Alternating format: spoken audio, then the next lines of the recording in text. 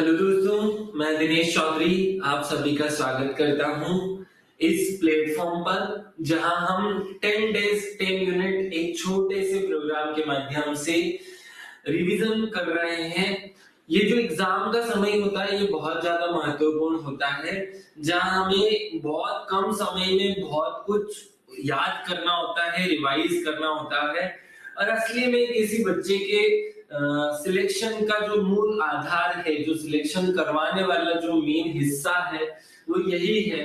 इसीलिए इस पर बहुत ज्यादा फोकस मैं खुद दे रहा हूँ। 2-3 दिन से थोड़ा सा गर्दन में प्रॉब्लम और फिर सर्दी हो जाने की वजह से कुछ क्लासेस में, जैसे कि कल तीसरी यूनिट का रिवीजन कल कृष्णा सर ने कराया, ऐसे हम पूरा ही 10 यूनिट का रिवीजन करवाने वाले हैं।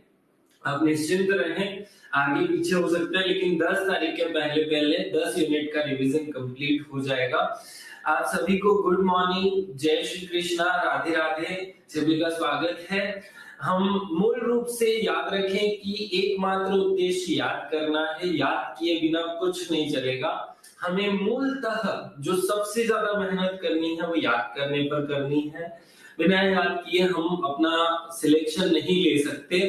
जो टॉपिक्स मैंने आपको याद कराए हुए हैं उनका बार बार रिवीजन कीजिए। जो याद करने की कॉपी आप लोगों के ने मेरे कहने पर बनाई है, रोज मैंने एक एक टॉपिक आपको याद कराया है। वो जो याद करने वाली सीरीज है जहां हमने एनालिसिस करके बहुत सारे टॉपिक निकाले, उस पर आप फोकस करेंगे। बहुत सारी बातें किए बिना आज मैं यूनिट 3 का पूरा रिवीजन कराने वाला हूँ। इसमें एक महत्वपूर्ण टॉपिक ला लीनो अल लीनो पर हम बात नहीं करेंगे क्योंकि वो मैं स्पेशली आप लोगों को पढ़ाने वाला हूँ। और जनगणना जो कि हमें याद करनी है उस पर भी हम बात नहीं करेंगे क्योंकि मध्य प्रदेश और भारत की पूरी जनगणना एक ही वीडियो में हम याद कर लेंगे। इन दो टॉपिक को छोड़कर पूरा जो यूनिट है 3 उसे हम कंप्लीट करने वाले हैं। कंप्लीट रिवीजन हम इस वीडियो में करेंगे। चलिए श्री गणेश करते हैं इस क्लास का। आप सब लोग शायद मेरी आवाज से परिचित है, लेकिन अभी मेरी आवाज में कुछ अंतर दिखाई दे रहा होगा, तो वो अंतर जो है वो सर्दी के कारण है। भयंकर वाली सर्दी से ग्रसित हूँ, लेकिन क्योंकि भी आपके रिवीजन का एक महत्वपूर्ण समय है तो मैं इस क्रम को रोक नहीं सकता, करना ही पड़ेगा, करना ही है। तो जो भी हाल है उसमें करना है, हमें इस रिवीजन को जरूर करना है। चलिए शुरू करते हैं। सबसे पहले भगवान श्री गणेश को याद कर लेते हैं। भगवान श्री गणेश का नाम स्मरण करते हुए और मेरे शिक्षक सुरेश पटेल सर को याद करते हुए हम मूल विषय पर आते हैं। हमारे सिलेबस में जो कि तीसरी यूनिट का सिलेबस है उसमें सबसे पहले आप देखेंगे तो आपको पर्वत और पहाड़ियां दी हुई है। पर्वत और पहाड़ियां जो है वो मूलतः हमें सिलेबस में इस रूप में पढ़नी है कि हमारे सिलेबस का एक हिस्सा है, उसे खो करके नहीं पढ़नी। ज्यादा डीप जाने की बात होती है, हम मध्य प्रदेश में डीप जाते हैं। एमपी जब हम पढ़ते हैं तो एक एक पहाड़ी पढ़ लेते हैं, लेकिन भारत की जो पहाड़ियां की संख्या तो लाख में हो जाती है, इसलिए वहां बहुत डीप नहीं जाना है। यहाँ कुछ कुछ टीचरों ने या कुछ जगह पर हो सकता है कि आपको डीप ले गए हो, लेकिन हमें कोशिश करनी है कि वहां हम नहीं जाए। तो पर्वत पहाड़ी में हमें पढ़ना क्या है? सबसे पहले हमें मूल जो भारत के पर्वत है, मैं एक बार नक्शा बना देता हूँ भारत का। तो भारत के मूल जो पर्वत हैं, जैसे कि हिमालय पर्वत हमें पढ़ना पड़ेगा पूरा। ये हिमालय पर्वत हमें पूरा पढ़ना है। हिमालय के बाद हमें अरावली पर्वत, विंध्याचल पर्वत, सतपुड़ा पर्वत, ये जो असली में जिन्हें हम पर्वत के रूप में जानते हैं। और पूर्व की जो पहाड़ियां हैं, पूर्व की पहाड़ियां, ये हमें ज्यादा पढ़नी है, इन पर फोकस करनी है। और बाकी जो सबसे ज्यादा फोकस करने वाला टॉपिक होगा वो एमपी। तो इस टॉपिक में आप ज्यादा एमपी पर फोकस करेंगे। अब मैं आपको ले चलता हूँ कि हमें हिमालय को अपने दिमाग में सबसे पहले सेट कर लेना है, क्योंकि यहाँ से एक प्रश्न हमारे एग्जाम में जरूर पूछा जाएगा।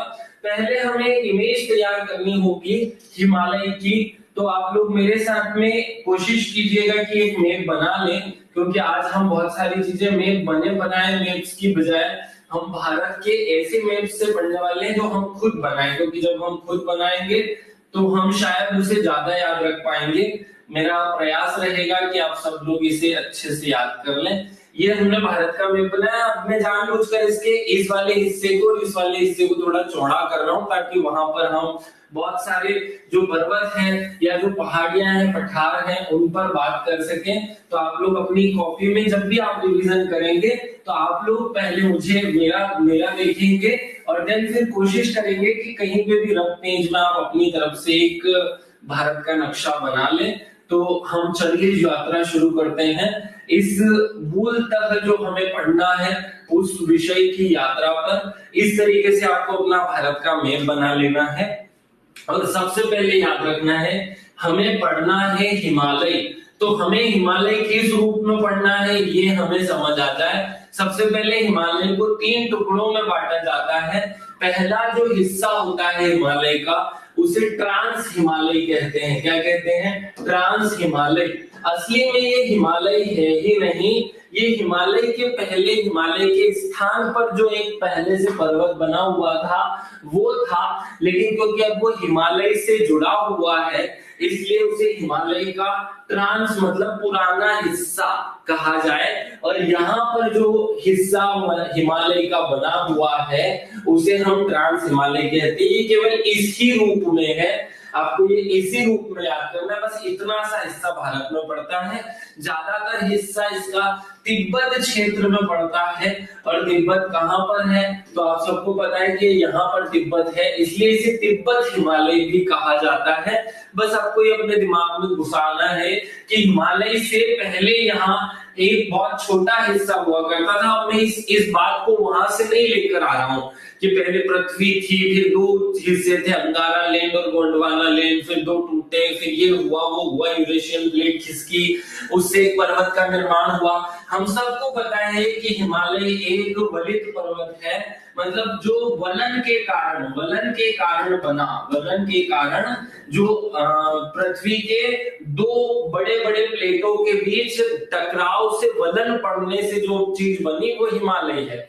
लेकिन उस वलन पड़ने से पहले भी अगर कोई चीज बन चुकी थी तो वो ट्रांस हिमालय थी, इसीलिए इसको अलग से बांटा जा रहा है। इसको अलग से बांटने का मूल तर्क ही ये है क्योंकि ये पहले से बना हुआ हिस्सा था, इसलिए ट्रांस हिमालय हमें याद रखना है।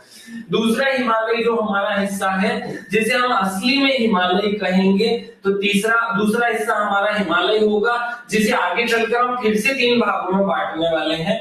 और तीसरा हिस्सा जो हमारे इसका होगा वो पूर्व की पहाड़ियां होंगी। अब यहाँ पूर्व की पहाड़ियां जो हैं वो भी हमें याद करनी है। याद रखना यहाँ जो पहाड़ियां पाई जाती हैं केवल ये इस हिस्से के नीचे के हिस्से की, ये वाले हिस्से की पहाड़ियों को पूर्व की पहाड़ियों में लिया जाता है। बाकी की पहाड़ियां कहाँ हैं तो उसे भी हम फोकस कर लेते हैं। अब हम असली में हिमालय पर आते हैं। हिमालय जो है वो यहां से इस तरीके से फैला हुआ, एक हिस्सा, दूसरा हिस्सा और ये तीसरा हिस्सा, इस तरीके से 3 भागों में बटा हुआ है। हिमालय जो है वो 3 अलग अलग श्रेणियों में है। ये जो हिस्सा है जिसे हिमालय हम कहते हैं वो 3 श्रेणियों में है। और वो 3 श्रेणियां कौन कौन सी हैं? तो जो सबसे पीछे है उसे हम वृहद हिमालय या महान हिमालय कहते हैं। दूसरे वाले को हम, पहले वाले को हमने वृहद हिमालय कह दिया। इस पर हमेशा हिम जमा हुआ रहता है इसलिए इसे हिमाद्री हिमालय भी कहते हैं। तो हिम हिमालय, हिमाद्री हिमालय या वृहद हिमालय या इसी को कहते हैं महान हिमालय। फिर दूसरे नंबर पर जाते हैं हम, तो पहला वाला वृहद हो गया तो दूसरा वाला लघु हिमालय कहलाएगा। तो महान हिमालय, लघु हिमालय और इसी को हम मध्य हिमालय भी कह देते हैं। तो याद रखना यहाँ लघु और मध्य एक ही है। और तीसरा वाला जो छोटा सा हिस्सा है जो बहुत कम ऊंचाई में लिए होता है उसे बहाई हिमालय कहते हैं। क्या कहते हैं? बहाई हिमालय, या फिर इसे ही शॉर्टकट में शिवालिक हिमालय कह देते हैं। इस तरीके से हमारा हिमालय जो है वो 3 भागों में बटा हुआ है। शायद ये जो बोर्ड पर मैंने आपके दिमाग में एक इमेज क्रिएट की है, मैं इस तरीके से बात करूंगा कि आपको जैसे कि याद ही नहीं हो।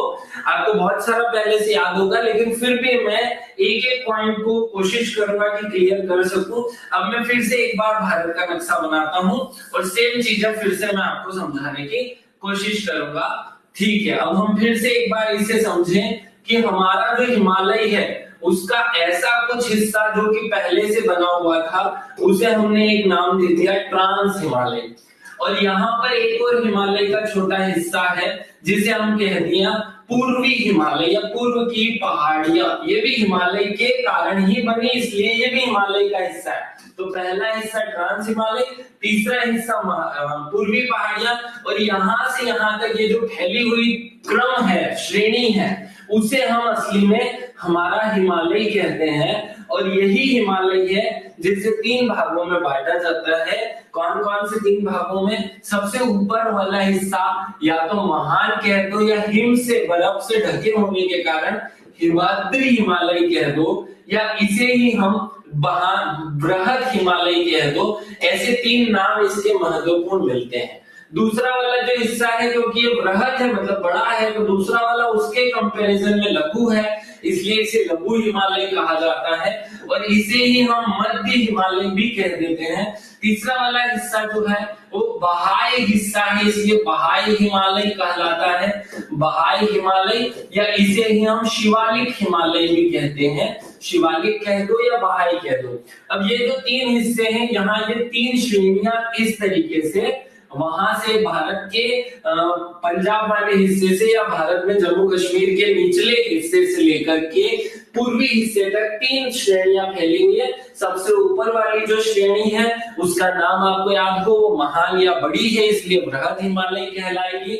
दूसरी वाली जो श्रेणी है वो बीच की है, इसलिए उसे मध्य भी कहेंगे, और छोटी है इसलिए लघु भी, पहली वाली के कंपैरिजन में छोटी है इसलिए लघु हिमालय भी कहते हैं। तो एक बहुत शॉर्ट एंड स्वीट हमारे दिमाग में इमेज तैयार हो जानी चाहिए कि हिमालय का एक हिस्सा तो है ट्रांस हिमालय, जो एक अलग ही पिक्चर है। वो अलग क्यों कही जा रही है, हम उसे क्यों अलग कह रहे हैं? इसलिए अलग इसलिए कह रहे हैं क्योंकि जब हिमालय बना तो उससे पहले से ये जो चीजें उभरी हुई संरचना बनी हुई थी, जो थोड़ी सी और उभर गई, उसका मूल कारण रहा ट्रांस हिमालय बनना, या वो कारण रहा ट्रांस हिमालय बनने का। इसलिए ये ट्रांस हिमालय अलग से हमें याद करना है। तो यहाँ की जो पहाड़ी संरचना की विशेषता होगी वो इस हिस्से की पहाड़ी संरचना से अलग है, इसलिए इसको अलग ही भाग में बांटना जरूरी था। ये ज्यादातर हिस्सा तिब्बत में फैला हुआ है, इसलिए इसे तिब्बत हिमालय के नाम से भी जाना जाता है। भारत के तो केवल जम्मू कश्मीर वाले कुछ क्षेत्र में थोड़ी सी मात्रा में फैला हुआ है, इसलिए इसे भारत पर ज्यादा लोड लेकर पढ़ा भी नहीं जाता, बहुत ज्यादा मात्रा में फैला भी नहीं है। और ये बंजर जमीन है जहां बहुत ज्यादा उत्पादन या कुछ नहीं होता, कुछ समय के लिए बर्फ से ढका हुआ रहता है, बाकी समय जो है वो बिना उपजाऊ जमीन है। तिब्बत का पठार भी कह सकते हैं क्योंकि इसका एक कोना तिब्बत के पठार से जुड़ा हुआ है। तो हमारे दिमाग में एक ट्रांस हिमालय नाम की पहली चीज जो है वो सेट हो जाए। इस ट्रांस हिमालय में 3 प्रमुख छोटी छोटी श्रेणियां हैं, जैसे ये मैं बना रहा हूं ना यहाँ, तो एक श्रेणी, दूसरी श्रेणी और ये तीसरी श्रेणी। इस तरीके से भारत में इसकी एक के बाद एक 3 श्रेणियां जो है वो आपको बेसिक शायद कॉन्सेप्ट क्लियर रहा होगा।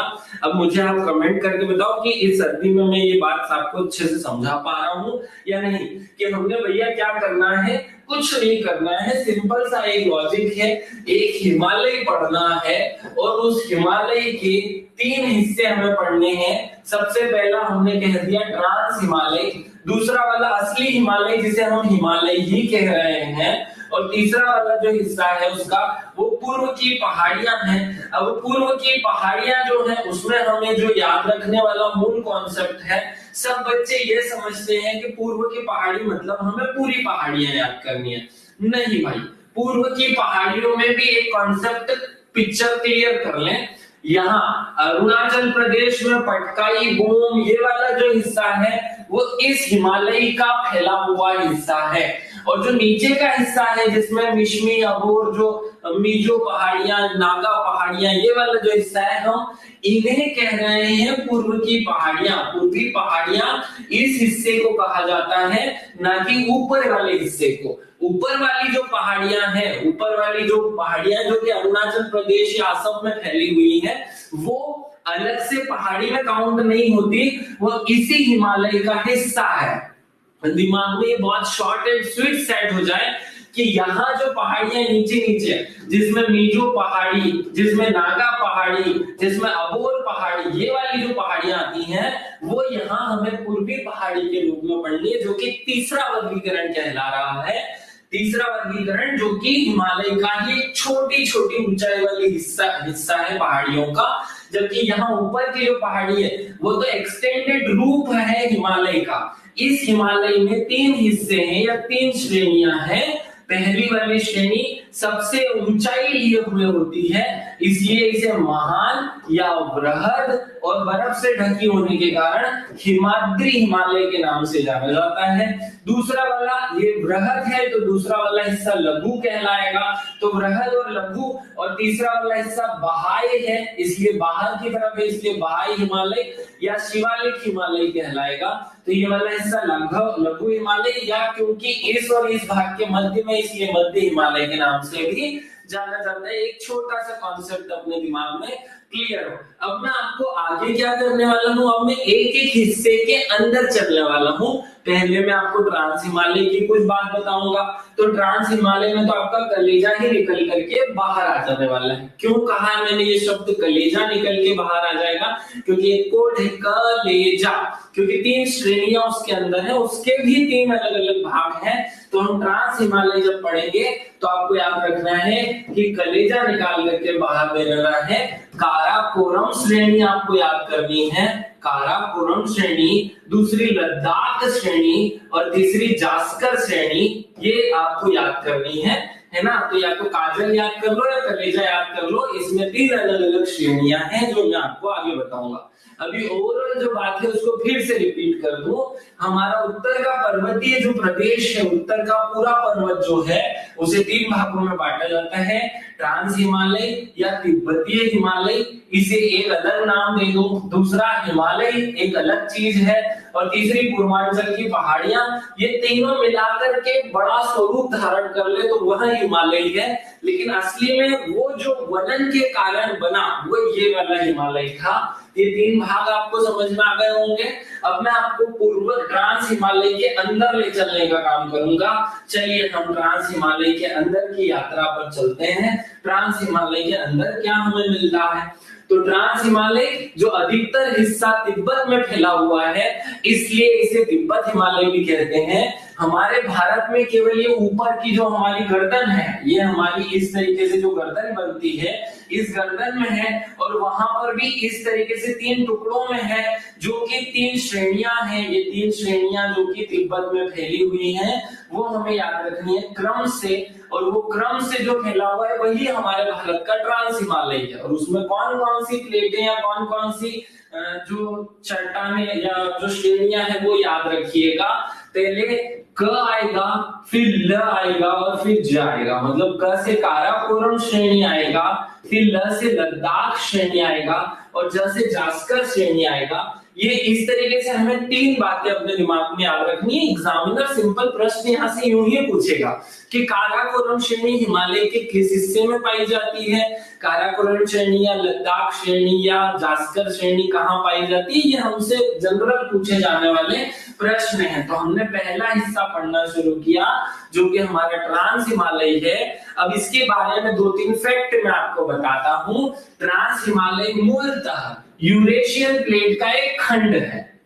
इसका निर्माण हिमालय से पूर्व हो चुका था। समझ रहे हो बात, क्यों इसे अलग से हम डिवाइड कर रहे हैं, क्योंकि ये हिमालय से पहले से बन चुका था।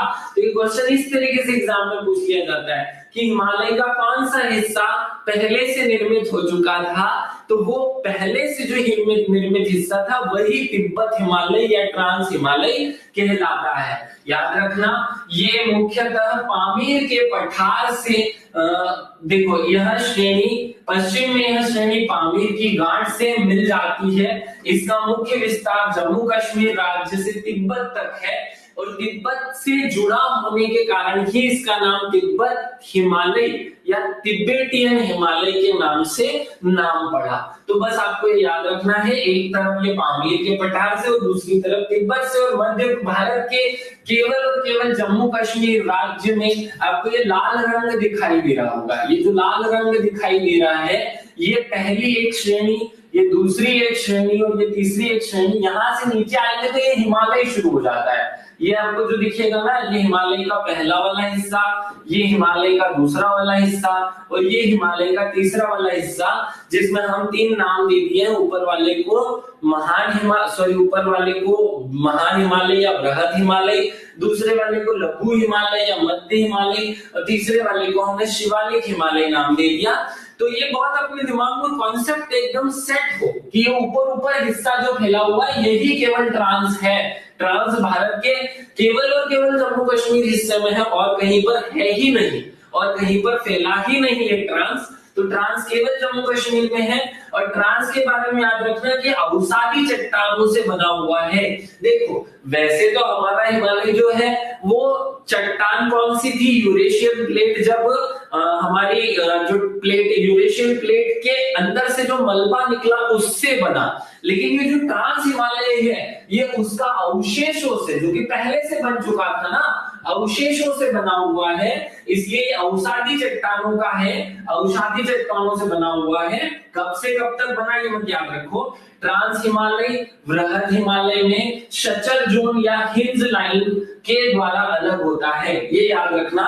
यहाँ पर ऐसी कौन सी ऐसी बाउंड्री है जो इस ट्रांस हिमालय को असली हिमालय से अलग करती है? तो ट्रांस हिमालय को असली हिमालय से अलग करने वाला जो हिस्सा है वो यहाँ है, जिसे हम हिंज लाइन कहते हैं। क्या कहते हैं? Hinge line. अब अंदर मत जाओ डीप में कि हिंज लाइन क्या होती है, बस याद कर लो कि हमने एक चीज पढ़ी ट्रांस हिमालय और दूसरा अब हम पढ़ने वाले हैं थोड़ी देर बाद कौन सा, हिमालय। तो हिमालय और ट्रांस हिमालय के बीच कोई सी रेखा होगी जिसे हिंज लाइन कहते हैं, रट्टा मार लो, डीप में मत जाओ। इसकी जो लंबाई है वो 965 किलोमीटर है और भाग में वनस्पतियों का अभाव होता है। मैंने कहा आपको कि ट्रांस हिमालय कभी भी किसी भी प्रकार की वहां वनस्पति नहीं पाई जाती और ये यहाँ से यहाँ तक केवल इतना से हिस्से में फैला हुआ है, तो उसकी लंबाई ऑब्वियसली 1000 से कम होनी चाहिए। बाकी का ये जो हिमालय है ये 2900 किलोमीटर मतलब लगभग 3000 किलोमीटर क्षेत्र में फैला हुआ, लंबी लाइन में फैला हुआ है, जबकि ट्रांस हिमालय केवल 965 किलोमीटर में फैला हुआ है। ट्रांस हिमालय की और एक दो बात बताता हूँ। ट्रांस हिमालय में 3 श्रेणियां हैं। कलेजा आपको याद रखना है। ट्रांस हिमालय के लिए तो सर ने अपना कलेजा ही निकाल करके रख दिया। अब ऐसे कर लो, क से काराकोरम श्रेणी, ल से लद्दाख श्रेणी और ज से जास्कर श्रेणी। एग्जामिनर केवल यहीं तक जाता है, इससे आगे वो नहीं जाएगा। तो सबसे उत्तर में ये पूछा जाए कि ट्रांस हिमालय के सबसे उत्तर में कौन सी श्रेणी है, तो सबसे उत्तर में है क से काराकोरम श्रेणी। आपको याद रहे काराकोरम श्रेणी कौन सी श्रेणी है, सबसे उत्तर में काराकोरम श्रेणी। अगर पूछा जाए कि मध्य में कौन सी श्रेणी है तो आपका आंसर होगा काराकोरम के बाद आती है लद्दाख श्रेणी। कौन सी श्रेणी आएगी? लद्दाख श्रेणी। और तीसरे अंत में या हिमालय के शुरू होने और ट्रांस हिमालय के, देखो इसके जस्ट बाद से यहाँ से हिमालय की पर्वत श्रेणियां या जो है तामझाम शुरू हो जाएगा, तो ये ऊपर वाला हिस्सा महान या बृहद हिमालय कहलाएगा। तो महान हिमालय से जुड़ी हुई कौन सी श्रेणी है ट्रांस हिमालय की, तो वो है जास्कर श्रेणी। कौन सी श्रेणी है? जास्कर श्रेणी, ये याद रहे। अब बहुत अच्छे से आपके दिमाग में 3 बातें बैठ जानी चाहिए कि पहली जो श्रेणी है सबसे ऊपर का हिस्सा काराकोरम, उसके बाद दूसरी रेंज जो शुरू होती है वो लद्दाख, और तीसरी जो रेंज शुरू होती है वो कौन सी शुरू होती है? याद रखना, वो तीसरी श्रेणी शुरू होती है जास्कर श्रेणी। पहली काराकोरम, दूसरी लद्दाख, तीसरी जास्कर। अब काराकोरम के बारे में भी 2-3 बातें याद कर लो कि भारत का सबसे उत्तरी भाग है। भाई भारत का सबसे उत्तरी भाग क्यों होगा? क्योंकि भारत का सबसे आखिरी वाला हिमालय ट्रांस हिमालय है और उसका सबसे आखिरी हिस्सा कौन सा है? काराकोरम। तो भारत की बाउंड्री जहां खत्म होती है वहां जो पर्वत श्रृंखलाएं हैं वो कौन सी है? वो काराकोरम है। इसी बात को घुमा घुमा करके एग्जामिनर आपके सामने रखेगा। यह उच्च एशिया की रीढ़ कहा जाता है क्योंकि एशिया जो बना हुआ है वो तिब्बत के, देखो एशिया की रीढ़ या एशिया का जो मुख्य स्थल है वो तिब्बत है और हमने ये कहा कि हमारे यहाँ हिमालय जो है वो तिब्बत हिमालय कहलाता है, इसलिए ये भी उसका एक हिस्सा हुई रीढ़ कहलाती है। भारत का सबसे ऊंचा चोटी गार्डलिन आस्तीन केटू इसी में स्थित है। आपके दिमाग में शायद कॉन्सेप्ट्स क्लियर हो रहे होंगे। अब एग्जामिनर पूछे कि गार्डनिन आस्टीन K2 कहां पर स्थित है। तो गार्डनिन आस्टीन K2 अगर मैं भारत का नक्शा बनाऊं, ये भारत का मैंने नक्शा बनाया और इस नक्शे को मैंने ऐसे ऐसे कर लो, चलो नीचे का मिटा भी दोगे तो चलेगा। तो यहाँ की तरफ जो है काराकोरम, फिर लद्दाख और फिर जास्कर है। तो जो काराकोरम ये वाला जो हिस्सा है वो हमारा भारत और पाकिस्तान के बीच डिस्प्यूटेड था, जो भारत के पाकिस्तान के पाक ऑक्यूपाइड कश्मीर में आता है, और यहीं पर है काराकोरम श्रेणी और उसी का सबसे ऊंचा हिस्सा है K2, जिसे हम कहते हैं गार्डविन आस्टीन K2। तो गार्डविन आस्टीन K2 कहां पर स्थित है, तो सबसे आखिरी वाला जो हिस्सा है काराकोरम उसमें स्थित है, और असली में वो भारत और पाकिस्तान के बीच डिस्प्यूटेड लैंड, जिसे हम कहते हैं पाक ऑक्यूपाइड कश्मीर, वहां पर इस वाले माथे में भारत के है। ठीक है, अपने दिमाग में कॉन्सेप्ट सेट हो जाए। ये काराकोरम श्रेणी वहां से नीचे, इसका जो निचला कॉर्नर है उस निचले कॉर्नर को, क्योंकि ये ऊंची जमीन का निचला हिस्सा भी तो आता है, उसे हम नुब्रा घाटी कहते हैं। क्या कहते हैं? नुब्रा घाटी। और अच्छी बात है कि मैं स्वयं अभी 1-1.5 महीने के पहले एक जगह घूम कर आया हूँ और वो जगह नुब्रा घाटी थी।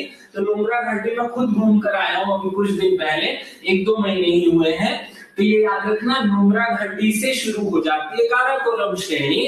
काराकोरम श्रेणी में ही गार्डविन आस्टीन K2 है, जो कि भारत और पाकिस्तान के पाक ऑक्यूपाइड कश्मीर में है। तो मैं वहां तक गया था जहां हमारा भारत का बॉर्डर लगता है। दिमाग में कहानी सेट हो गई है? अगर अपने दिमाग में सेट हो गया हो तो बहुत अच्छे से एक बार कमेंट कर देना, तो मैं लद्दाख श्रेणी की बात बताता हूँ, गलत नहीं होगा। चलो ठीक है, बहुत अच्छी बच्चा। अब लद्दाख श्रेणी का जाओ। अब क्वेश्चन पूछ लेंगे लद्दाख श्रेणी किन दो श्रेणियों के बीच में स्थित है, तो भैया सिंपल सा है ना, लद्दाख श्रेणी बीच की है और इसके ऊपर है काराकोरम और इसके नीचे है जास्कर। तो क्वेश्चन पूछा था कि लद्दाख श्रेणी किन दो पर्वत श्रेणियों के बीच है, तो लद्दाख श्रेणी काराकोरम और जास्कर के बीच स्थित है। ये है आपकी लद्दाख श्रेणी। ये लद्दाख श्रेणी जो है, देखो एड्रेस क्या लिखा है, काराकोरम के दक्षिण में स्थित है। लद्दाख श्रेणी का पूर्वी भाग कैलाश श्रेणी कहलाता है, जो कि तिब्बत में है। और तिब्बत में वहां जहां हम मानसरोवर यात्रा करते हैं, आप जाते हैं ना तिब्बत मानसरोवर यात्रा जो होती है वो कहाँ होती है, वो इस लद्दाख श्रेणी के चीन में स्थित हिस्से में, चीन में जो हिस्सा स्थित है भारत का, वही हिस्सा लद्दाख श्रेणी का फैला हुआ रूप है। देखो ये भारत का जो ऊपर वाला हिस्सा है ना, हमारे भारत का ये वाला हिस्सा जो है वो बहुत अच्छे से समझना। ये पॉइंट हमने यहाँ कह दिया कि ये हो गया हमारा काराकोरम और ये हो गया लद्दाख श्रेणी। तो ये यहाँ से चीन तक भी तो जाएंगे, तो यहाँ चीन में भारत के थोड़ी सी दूर वहां पर एक पॉइंट स्थित है जो कि तिब्बत में है, और तिब्बत में होने के कारण उसे तिब्बत हिमालय भी कहते हैं। पूरे हिमालय को हमने ट्रांस को ही तिब्बत कह दिया। तो यहाँ लद्दाख है और ये लद्दाख का पूर्वी हिस्सा है जो कैलाश श्रेणी कहलाता है, और यही कैलाश श्रेणी जो है वो मानसरोवर यात्रा के लिए फेमस है। विश्व का सबसे खड़े ढाल वाली चोटी राकापोशी, वो भी इसी श्रेणी में, या राकापोशी श्रेणी जो है वो लद्दाख में ही स्थित है। दिमाग में कॉन्सेप्ट सेट रहे। तीसरा वाला हिस्सा कहलाता है जास्कर श्रेणी। यह लद्दाख के दक्षिण में, तो भाई सिंपल है ना, इस लद्दाख के दक्षिण में ही तो होगी। और महान हिमालय जो कि अब यहाँ से शुरू होने वाला है, देखो हमने कॉन्सेप्ट क्लियर कर लिया ना। अब मैं एक बड़ा मैप बना देता हूँ आपके लिए, ये लो बड़ा सा मैप। यहाँ पर 3 श्रेणियां थी जिनको हमने वृहद हिमालय, ये एक हिस्सा हो गया ट्रांस हिमालय के नाम का, है ना। ये वाली जो पर्वत श्रेणियां हैं वो क्या हो गई आपकी, सबसे पहली, दूसरी और तीसरी। क्या नाम रखे आपने इनके, जल्दी से बताओ। पहली वाली का कलेजा, काराकोरम श्रेणी, लद्दाख श्रेणी और जास्कर श्रेणी। और यहाँ से आपका एक अलग टाइप का हिमालय शुरू होगा और वो कहलाएगा, ये पहला हिस्सा, ये दूसरा हिस्सा और ये छोटा वाला एकदम अंतिम हिस्सा जो कि शिवालिक है। ये क्या है, ये शिवालिक है। ये मध्य में है इसलिए इसे मध्य हिमालय कहेंगे, और ये सबसे उत्तर में है इसलिए इसे वृहद हिमालय या महान हिमालय, या इसको ही जमा हुआ रहता है हमेशा बर्फ से, तो हिमाद्री हिमालय कहा जा रहा है।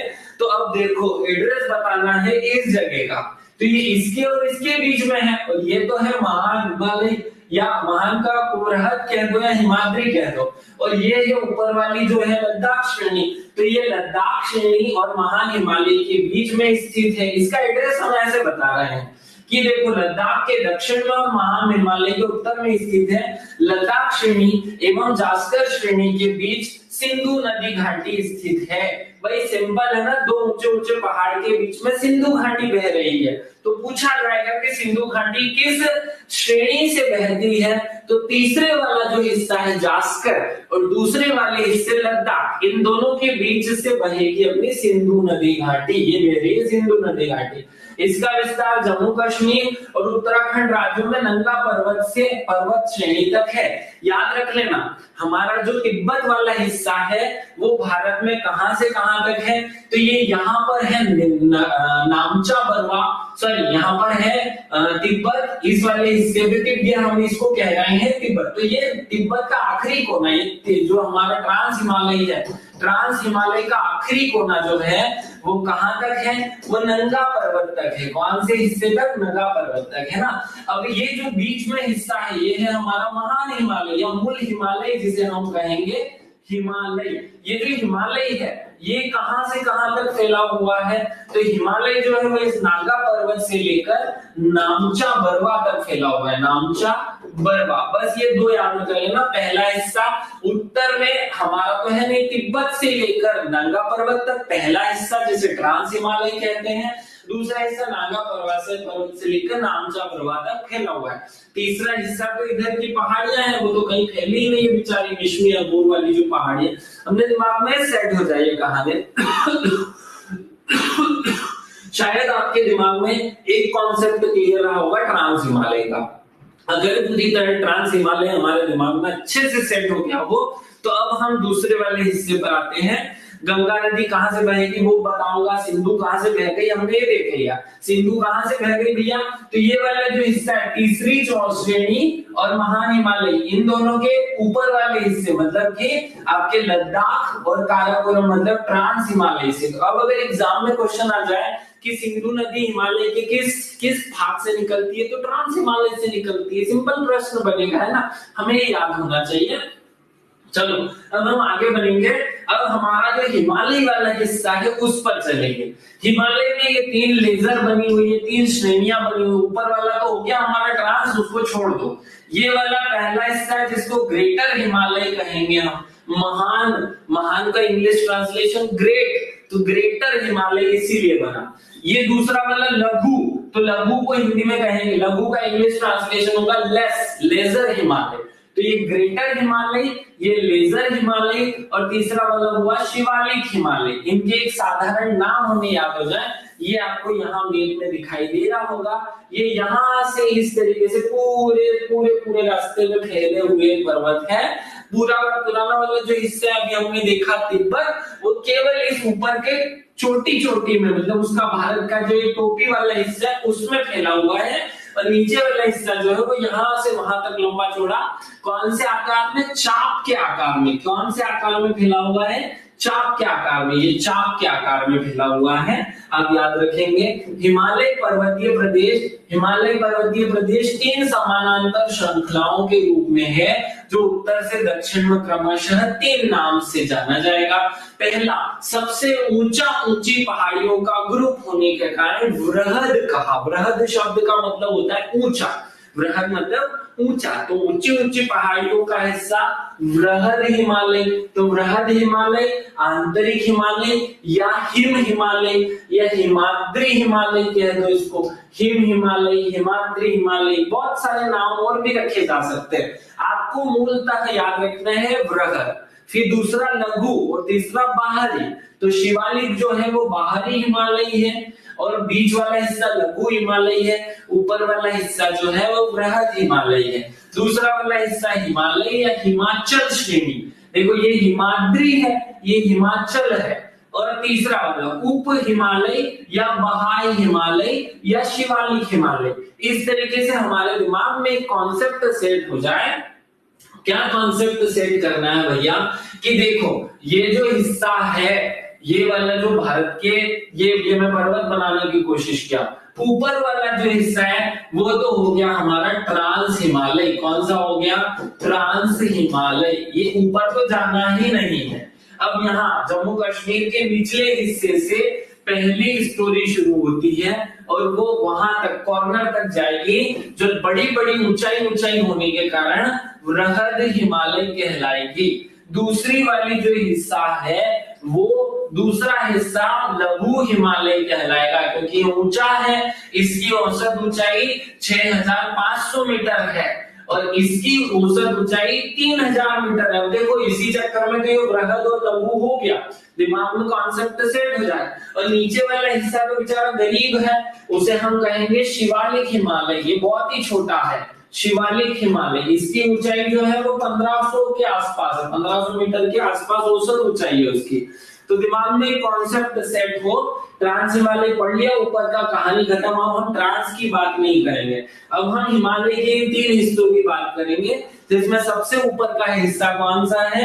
सबसे ऊपर का हिस्सा ये वाला जो हिस्सा है वो है महान हिमालय। बर्फ से ढके होने के कारण हिमाद्री हिमालय। क्या नाम है? हिमाद्री हिमालय। और इसी का नाम हो जाता है वृहद हिमालय। ये बहुत महान है, इसलिए इसे मतलब महानतम जो बिंदु है भारत का, सबसे ऊंचे बिंदु वो यहाँ है, इसलिए महान हिमालय भी कह दिया। और इसी को हम क्या कह रहे हैं? हिम से ढके होने के कारण हिमाद्री हिमालय। दूसरा वाला हिस्सा, ये जो भी अगला वाला जो श्रेणी है, ये देखो छोटा है, इसलिए इसे लघु हिमालय कहते हैं। ये मध्य में है, इसलिए इसे मध्य हिमालय भी कहते हैं। और ये हिमाचल प्रदेश में पड़ता है, इसलिए हिमाचल हिमालय भी कहलाता है। देखो यहाँ कंफ्यूज मत होना, हिमाद्री हिमालय पूछे तो ऊपर वाला और हिमाचल हिमालय पूछे तो बीच वाला। क्लियर है?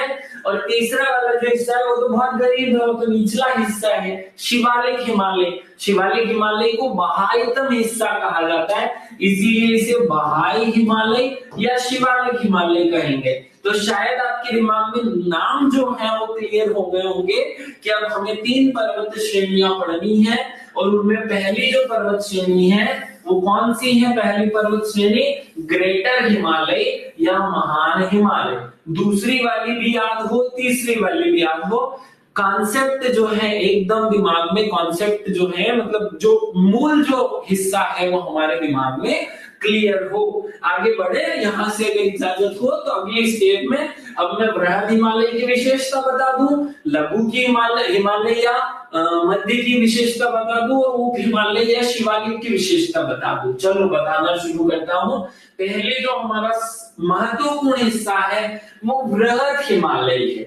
इसमें बर्फ, देखो वृहद क्यों कह रहे हैं? क्योंकि ऊंची ऊंची चोटियां हैं और जो ऊंची चोटी है वह हमेशा बर्फ जमा रहेगा। बर्फ के लिए हिंदी भाषा में हिम शब्द यूज होता है, इसलिए हिम से ढका हुआ हिमाद्री हिमालय भी उसका एक नाम पड़ जाएगा।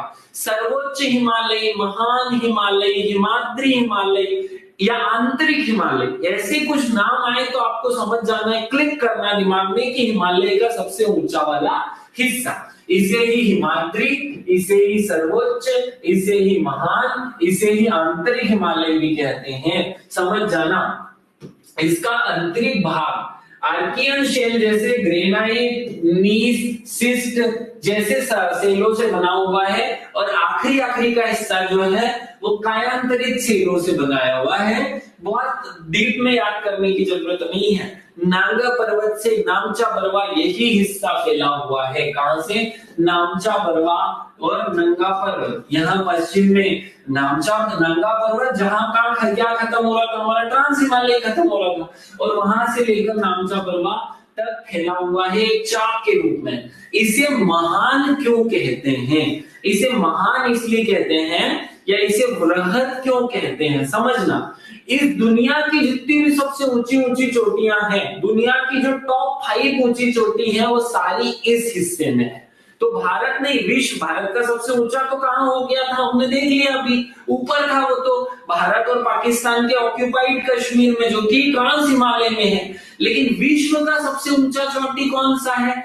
Mount Everest. कौन सा है? माउंट एवरेस्ट, विश्व का सबसे ऊंचा। और विश्व का सबसे ऊंचा होने के कारण ही विश्व की सर्वाधिक ऊंची चोटियां जैसे माउंट एवरेस्ट, जैसे कंचनजंगा, जैसे धौलावीरा, जैसे अन्नपूर्णा, मकालू, नंदा देवी, त्रिशूल, बद्रीनाथ, नीलकंठ, केदारनाथ, ये सारी जो बड़ी बड़ी ऊंची ऊंची चोटियां हैं, सबसे महान महान चोटियां, सबसे ऊंची ऊंची चोटियां वो यहाँ है। इसीलिए इसका नाम पड़ा है भैया महान हिमालय। तो इसे महान कहता कौन? यहाँ सबसे ऊंची चोटियां थी इसलिए वृहद, बड़ी बड़ी चोटियों के कारण वृहद, और यहाँ महानतम चोटियों के कारण महान हिमालय कहलाया। समझ आ गया होगा।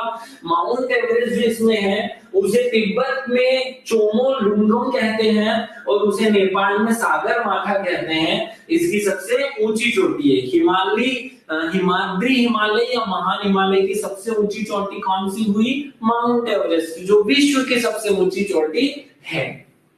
इस श्रेणी के मध्य भाग में गंगा, यमुना और उसकी सहायक नदियां वो भी निकलती है। जैसे गंगा की सहायक नदी रामगंगा है, यमुना की सहायक नदी कोसी और उसके आसपास की जो नदियां हैं वो सारी। तो मूलतः आप याद रखो कि गंगा और यमुना। तो अब देखो हमारे दिमाग में कितने अच्छे से ये बात सेट हो जाए कि सिंधु नदी कहां से निकली? ट्रांस हिमालय से निकली। गंगा यमुना कहां से निकली? तो गंगा यमुना बर्फ के पिघलने से निकलती है और बर्फ जो है हिमालय के उस हिस्से में पाया जाएगा जो सबसे ऊंचा होगा। तो हिमालय का सबसे ऊंचा हिस्सा कौन सा है? हिमालय का सबसे ऊंचा हिस्सा कौन सा है भैया? जल्दी से बताओ। हिमालय का सबसे ऊंचा हिस्सा महान हिमालय या वृहद हिमालय, जिसे हम हिमाद्री हिमालय कहते हैं, ये वाला। ठीक है, तो इसी में से गंगा यमुना निकलेगी। वृहद हिमालय मध्य हिमालय से मेन सेंट्रल थ्रस्ट के द्वारा अलग होता है। ये एक बहुत अच्छी लाइन आप याद रखें। बड़ी देखो यहाँ एक तरफ तो हमने क्या करना है, ये हमारे भारत का ये वाला हिस्सा हम पढ़ रहे हैं अभी। एक हिस्सा तो हमने कह दिया ट्रांस हिमालय। क्या कह दिया? ट्रांस हिमालय। ये ट्रांस हिमालय के बाद दूसरी जो सबसे ऊंचा ये वाला हिस्सा जो कहलाता है वो है महान हिमालय। और फिर इसके बाद आएगा क्या? लघु हिमालय, है ना। तो लघु हिमालय के बाद क्या आएगा? शिवालिक हिमालय। तो आप याद रखना कि इस हिमालय, इस वाले हिस्से और इस वाले हिस्से के बीच यहाँ जो जगह है उसे कहते हैं सेंट्रल थ्रस्ट। क्या कहते हैं? Central thrust. याद रखना। तो सेंट्रल थ्रस्ट किन दो पर्वत श्रेणियों को अलग करता है? सेंट्रल थ्रस्ट जो है वो हिमालय के ऊपर मतलब महान हिमालय और मध्य वाले हिस्से मतलब लघु हिमालय को अलग करता है। वो मेन सेंट्रल थ्रस्ट कहलाता है। ये याद रखना, मेन सेंट्रल थ्रस्ट। क्लियर हो गया आपके दिमाग में? ट्रांस और महान हाई लाइन से, और यह मेन। Very good. सॉरी, ये वाला हिस्सा हमें याद हो गया। अब हिमालय की एक कहानी हमारे दिमाग में जो कि ट्रांस हिमालय थी वो सेट हो गई। थोड़ी सी इंपॉर्टेंट बातें बता देता हूँ। हिमालय की सर्वोच्च शिखर माउंट एवरेस्ट जो है, माउंट आबू बोल दिया, राजस्थान चले गए गलती से। माउंट एवरेस्ट जो है वो कहां पर है? एग्जामिनर यही प्रश्न बनाता है बच्चों। भारत की सबसे ऊंची चोटी कहाँ है? ट्रांस हिमालय में। विश्व की सबसे ऊंची चोटी कहाँ है? Mount Everest. भाई महान हिमालय में। याद हो गया। इस महान हिमालय या माउंट एवरेस्ट के हिस्से को तिब्बत में चोमोलंगम और नेपाल में सागर माथा के नाम से जाना जाता है। इसकी ऊंचाई है 8848। पहले इसकी ऊंचाई 8850 हुआ करती थी, लेकिन पिघल गया है हमारा ये हिस्सा, तो इसलिए इसकी ऊंचाई 8848 हो गई है। याद रखना। भारत का सर्वोच्च शिखर गाडगिल आस्तीन K2। अब देखो पाक अधिकृत कश्मीर में स्थित है। भारत में स्थित हिमालय की सबसे ऊंची चोटी कंचनजंगा भारत में स्थित। अब देखो तीन बातें हो गई। विश्व की सबसे ऊंची चोटी माउंट एवरेस्ट, भारत की सबसे ऊंची चोटी गाडगिल आस्तीन K2, और भारत में स्थित भारत की सबसे ऊंची चोटी कौन सी है? कंचनजंगा। तो कंचनजंगा जो है वो सिक्किम में स्थित है। उसकी बात आगे हम करेंगे, इसकी बात अभी नहीं कर रहे हैं। इस पर्वत श्रेणी में स्थित दर्रे, कौन से दर्रे हैं भैया? याद रख लो, जितने जम्मू कश्मीर के दर्रे हैं हिमाचल प्रदेश की शुरुआत जहां से होती है वो ये वाला, देखो जम्मू कश्मीर खत्म होता है, हिमाचल प्रदेश शुरू होता है, वो वाले दर्रे। जैसे बुर्जिल दर्रा, कौन सा दर्रा है? बुर्जिल दर्रा, कोड बना के याद करा दूंगा मैं। जोजिला दर्रा, क्या दर्रा है? जोजिला दर्रा। बड़ा लाचा दर्रा, क्या दर्रा है? बड़ा लाचा, है ना। फिर शीप किला, ठीक है, शीप किला। और थांगला, थांगला, थांगला, नाथुला और जेलेपला, ये आपको याद रखने हैं। ये दर्रे कहाँ स्थित है? ये महान हिमालय या वृहद हिमालय में स्थित है। याद कैसे करोगे? देखो बुजुर्ग लिखा हुआ है यहाँ, तो किसी को बुजुर्ग पढ़ने में दिक्कत आ गई है, ये बाद में याद करा दूंगा कि बोजिला दर्रा कहाँ पर है, वो एक दर्रों की लिस्ट पूरी रटवा दूंगा। लेकिन अभी हम ये याद कर रहे हैं कि कौन सा कहाँ पर है। तो महान हिमालय में एक बुजुर्ग आदमी है, देखो महान है ना, तो मैं ये याद कराने के लिए कर रहा हूँ। महान हिमालय में एक बुजुर्ग है, कौन है? बुजुर्ग रहता है ना। तो बस याद रख लो, मतलब महान हिमालय याद करें तो महान में ही तो बुजुर्ग रहेंगे। तो ये बुजुला दर्रा और जोजिला दर्रा, ये बस दो दर्रे याद करो बुजुर्ग से, है ना। बुजुर्ग शब्द था, तो बुजुर्ग से हमने बुर्जिला दर्रा और जोजिला दर्रा याद कर लिया। अब बुजुर्ग जो होते हैं वो बड़ी उम्र के होते हैं ना, तो ठीक है, वो कैसी उम्र के होते हैं? बड़ी उम्र के होते हैं, मतलब बुजुर्ग जो है वो बड़े होते हैं, है ना। कहां गया? ये रहा, बुजुर्ग बड़े, है ना। बस ये दो शब्द अभी दिमाग में याद करो। यहां से है बुर्जिल दर्रा और यहां से है जेलेपला दर्रा, जेलेपला दर्रा। फिर यहां से है बड़ा लाचा दर्रा। 3 याद हो गए होंगे, आगे कोड बढ़ा रहा हूं मैं, इतना ही याद कर लो, अभी इतना याद कर लो कि बुर्जिल दर्रा, फिर जैसे जोजिला दर्रा, फिर बड़ा लाचा दर्रा, है ना। अब देखो बड़े बुजुर्ग कैसे होते हैं, देखो ये है श, ये थ, है ना, फिर ये है न, और ये जेलेपला तो उसी में याद कर लेंगे, जोजिल और जेलेपला से एक ही वर्ड बन जाएगा। तो देखो शी, थ और न, है ना, थ, न और श, इन शब्दों को मिलाकर के हमें एक शब्द बना लेना है, ठीक है। देखो क्या बनेगा? न, था, शिव। कैसे याद करोगे, है ना। देखो हमारे दिमाग में केवल एक कोड बिठाना है, एक चीज बिठानी है। मैं केवल कोई कोडिंग फोडिंग नहीं कर रहा हूं, केवल आपके दिमाग में कुछ शब्द बिठाने की कोशिश कर रहा हूं। तो देखो ये है थ, ये है श और ये है न। अब देखो बुजुर्ग बड़े, श, थ और न, है ना। ये हो गया शैतान वाला शैतान, है ना। बुजुर्ग बड़े शैतान होते हैं, तो मैं उसको याद करने के लिए किया था जब मैंने इसको पहली बार पढ़ा था। तो शैतान होते हैं, तो शैतान का केवल श ले लो, है ना। फिर थोड़े, तो हमने इसको करना है थोड़ा। देखो बुजुर्ग बड़े और थोड़े, है ना, बुजुर्ग बड़े भी और थोड़े भी शैतान होते हैं या शैतान नहीं होते हैं, इसको ऐसे कर लो बुजुर्ग। अब देखो इस लाइन को अब पढ़ोगे तो शायद पूरी दिमाग में रटा जाएगी। बुजुर्ग बड़े या बुजुर्ग और बड़े, हम बुजुर्गों को बड़े कहते हैं, बड़े लोग, है ना, बड़े मतलब जो उम्र में बड़े। तो बुजुर्ग और बड़े थोड़े भी शैतान नहीं होते। अब ये लाइन आपके दिमाग में सेट हो गई होगी, मैं इसलिए तोड़ कर बताने की कोशिश कर रहा हूं ताकि आपके दिमाग में कॉन्सेप्ट सेट हो जाए। बुजुर्ग और बड़े थोड़े भी शैतान नहीं होते, उनमें थोड़ी सी भी शैतानी नहीं होती। ऐसे आपको एक दिमाग में कॉन्सेप्ट सेट करना है कि जो महान हिमालय है हमारा, उसमें महान हिमालय में केवल इतने से दर्रे होते हैं, और वो दर्रे कौन कौन से हैं? तो बुजुर्ग दर्रा। अब ये बुजुर्ग घुसेड़ दिया है ना मैंने आपके दिमाग में, तो जब भी बुजुर्ग, बड़ा लाचा, जेलेपला ऐसे वाले नाम आ जाएंगे ना तो याद हो जाएगा। बुजुर्ग, जेलेपला, ये याद रख लेना। फिर बड़े से बड़ा लाचा, फिर थोड़े से थांग, ये था शब्द है नहीं, अमूल कलर का शब्द है। फिर शैतान का श शब्द है और नहीं का न शब्द है। तो नाथुला, जेलेपला, ऐसे अपने दिमाग में शब्द याद हो जाए। नाथुला, जेलेपला, नाथुला, जेलेपला, नाथुला, ये न से क्या हो गया? नाथुला, याद रखना, न से नाथुला फिर थांगला, नाथुला, थांगला, शिवकिला, नाथुला, शांगला, थांगला, शिवकिला। बस बहुत आसानी से ये शब्द कोड मत बनाना, कोड नहीं बना रहा हूं मैं भी, नहीं तो कोड में बड़ा फ्लुएंट बनाता हूं, यहाँ मैं कोड बनाने की कोशिश नहीं कर रहा था। मैं आपके दिमाग में केवल ये याद करा रहा था कि महान जो है वो बड़े बूढ़े लोग होंगे।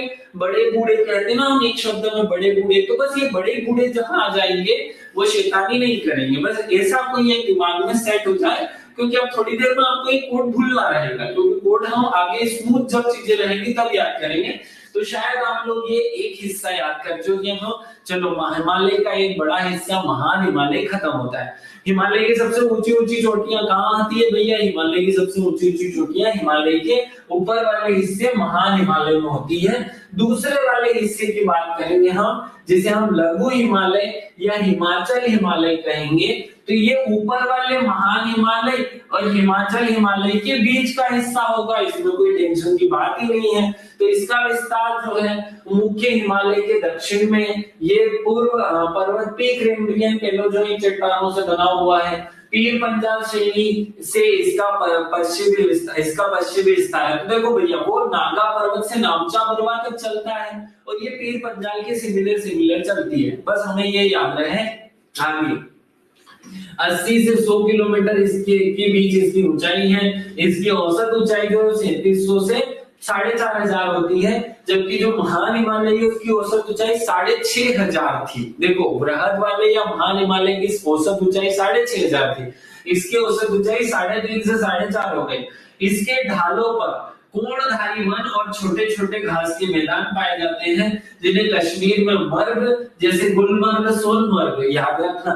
देखो, ऊपर वाला हिस्सा तो बहुत ही ऊंचा है, उसमें तो बर्फ ही बर्फ पड़ी हुई है, इसीलिए तो हिमाचल हिमाद्री कहते हैं ना। हिमाद्री मतलब बर्फ जमी, तो बर्फ जमी हुई है तो फिर तो कुछ हो ही नहीं सकता, हो ही नहीं सकता। दूसरे वाले हिस्से में सब उगेगा, यहाँ घास भी उगेगी, यहाँ जनता भी रहेगी, जितने भी भारत के घूमने के स्थान है वो इसी हिस्से में आएंगे। चलो आगे बात करते हैं। यहाँ कश्मीर में जब घास उग जाती है, कश्मीर में एक विशेष वैरायटी की घास होगी तो उसे मर्ग कहेंगे, इसीलिए सोनमर्ग, गुलमर्ग की स्थापना हो जाएगी। क्लियर है? उत्तराखंड में उसी घास को बुग्याल और बयाल कहते हैं। क्या कहते हैं? बुग्याल, बयाल कहते हैं। और मध्यवर्ती भाग में उसे द्वार और दून कहा जाता है। जो घाटियां होती है उन्हें द्वार और दून कहा जाता है। तो उत्तर में हरिद्वार और दक्षिण में देहरादून, उत्तर में हरिद्वार और दक्षिण में देहरादून। तो दो चीजें हमने यहाँ पढ़ ली। जो घास उगेगी उसे दून, उसकी वजह से मैदान बनेगा घास के, तो उन्हें सोनमर्ग का मैदान, गुलमर्ग का मैदान कहा जाएगा। क्लियर है?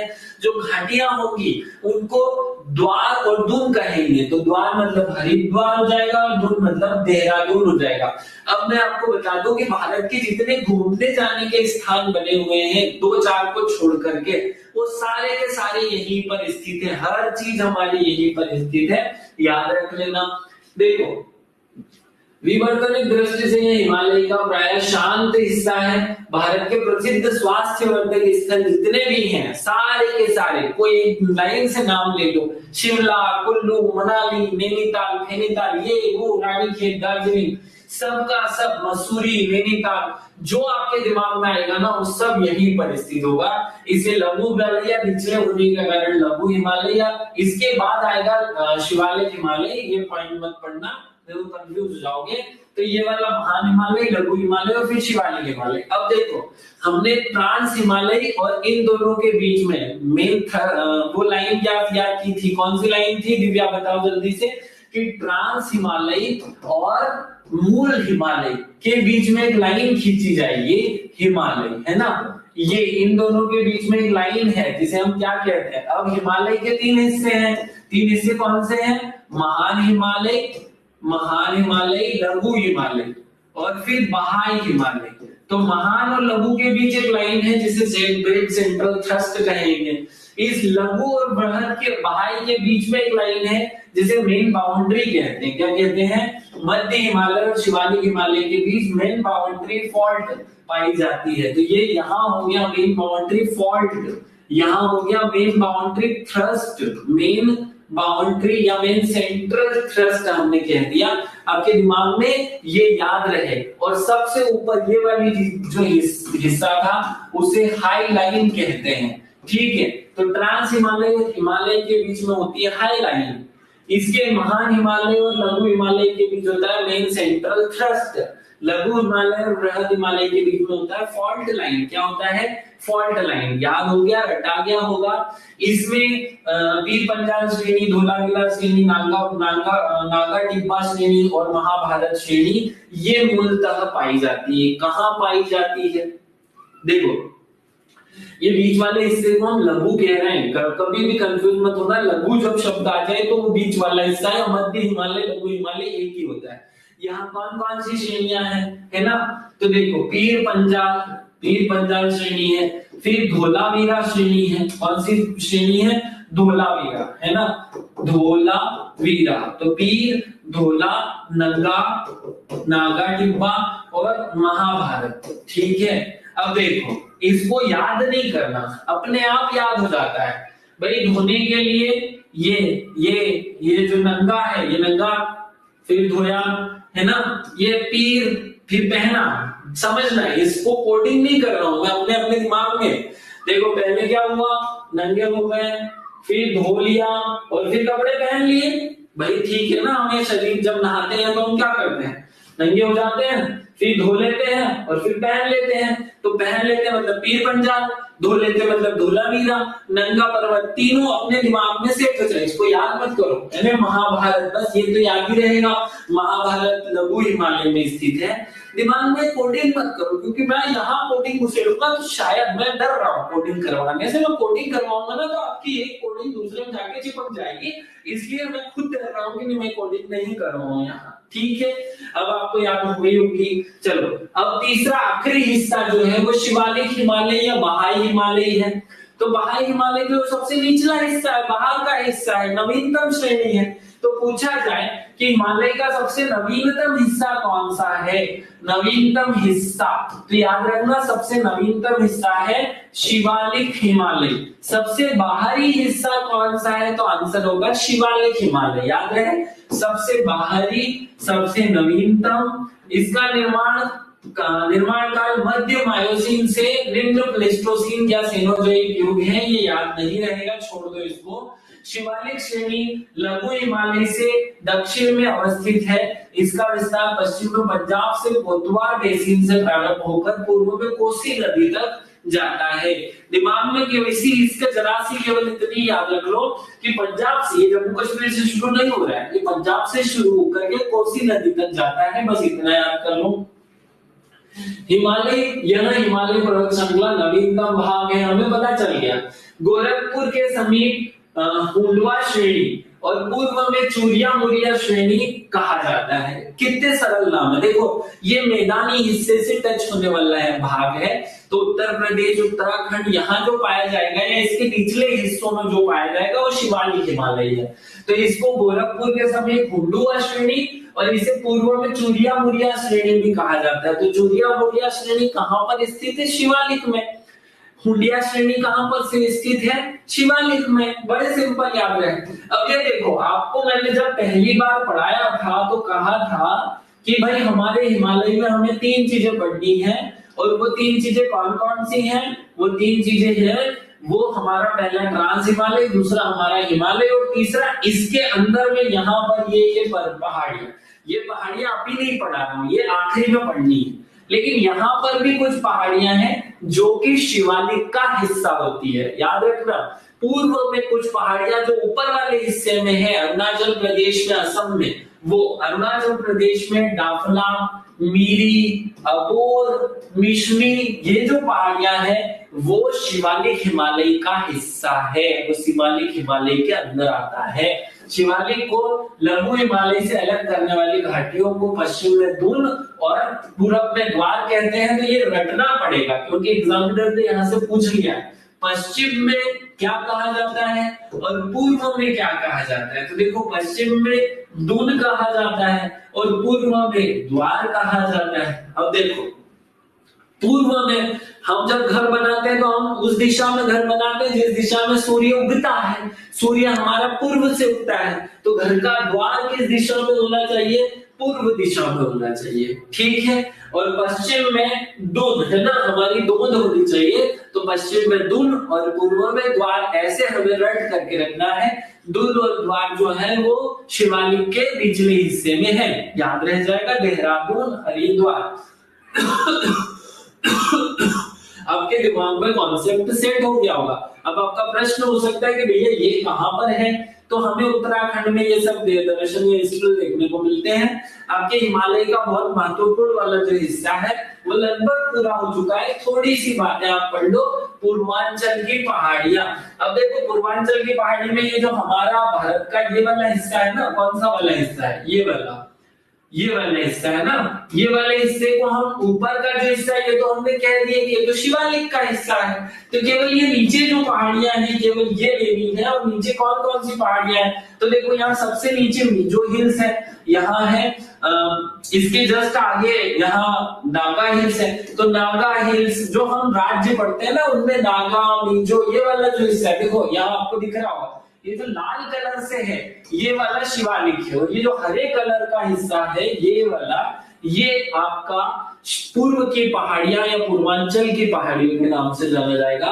भारत के उत्तर पूर्वी राज्यों में फैला है। इसमें भारत और म्यांमार की सीमा बनती है, सीमा रेखा के साथ फैला हुआ है। कई देश देश के आंतरिक हिस्सों में है, जैसे Patkai boom, Naga hills, Mizo hills. ये वाली जब पहाड़ियों के नाम होंगे तो वो पूर्वी पहाड़ियां कहलाएंगी। जबकि ऊपर वाली मिश्मी, अगोर, ये वाले जो हिस्से मिश्मी, अगोर, डापला, फपला, ये बाफला, वो जो नाम है वो अरुणाचल प्रदेश में पड़ते हैं और वो शिवालिक हिमालय के हिस्से हैं। शायद दिमाग में एक बहुत अच्छा कॉन्सेप्ट हिमालय का तो सेट हो गया होगा। क्या सेट हो गया आपके दिमाग में? तो ये मैं पहाड़ियों को एक बार इस तरीके से आपको लिख करके दे रहा हूं। देखो यहाँ है डाफला, यहाँ है मीरी, अबोर, मिश्मी और ये पटकाई गु, ये वाला जो हिस्सा है ये सब आता है शिवालिक हिस्से में, या ये शिवालिक में आता है। किसमें आता है? शिवालिक में। बस इतना हिस्सा शिवालिक में आ गया। अब यहाँ जो ये मिजो पहाड़ी, ये मणिपुर पहाड़ी, ये नागालैंड पहाड़ी, ये असम पहाड़ी में रेंगमा, मिकी, जयंतिया, खासो, गाई, ये वाला जो हिस्सा है ना, ये वाला हिस्सा आपका कहाँ आता है?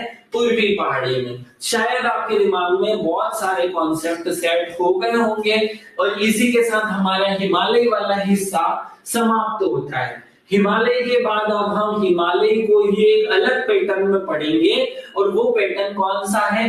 प्रादेशिक विभाजन। अभी तक हम पढ़ रहे थे पर्वत चोटियों या उनकी ऊंचाई के आधार पर या उनके निर्माण की प्रक्रिया पर के आधार पर हिमालय का विभाजन। देखो हिमालय को दो तरीके से पढ़ा जाता है। हिमालय को पहला पढ़ा हमने प्रदेश जहां पर है वहां, या उसकी ऊंचाई, उसके निर्माण या उसके जो अवसाद है उसके आधार पर। तो ये हम पढ़ चुके हैं, ये अभी हमें पढ़ना बाकी है। तो ये पढ़ने के लिए आपको कुछ नहीं करना है, बड़ा आसान है। देखो पंजाब हिमालय का प लिखा मैंने, पंजाब के बाद कुमायूं हिमालय का कुमायूं का कु लिखा मैंने, क लिखा, कु लिख दो, क लिख दो, है ना। पंजाब हिमालय, कुमायूं हिमालय। तो ये पकाऊ मत, है ना। तो बस इतना एक शब्द हमें रट्टा मारना है। क्या करना है? पंजाब हिमालय, फिर कुमायूं हिमालय, फिर नेपाल हिमालय और असम हिमालय, ऐसे 4 हिमालय पाए जाते हैं। मैं रटवाने के लिए आपको लिख रहा हूं कि पकाना दिमाग में, मतलब कुछ भी पकाओ ना, है ना। पकाओ नहीं मुझे अब, क्या बोलेंगे हम? पकाओ नहीं मुझे अब, क्योंकि मैं वैसे ही बहुत पक चुका हूं।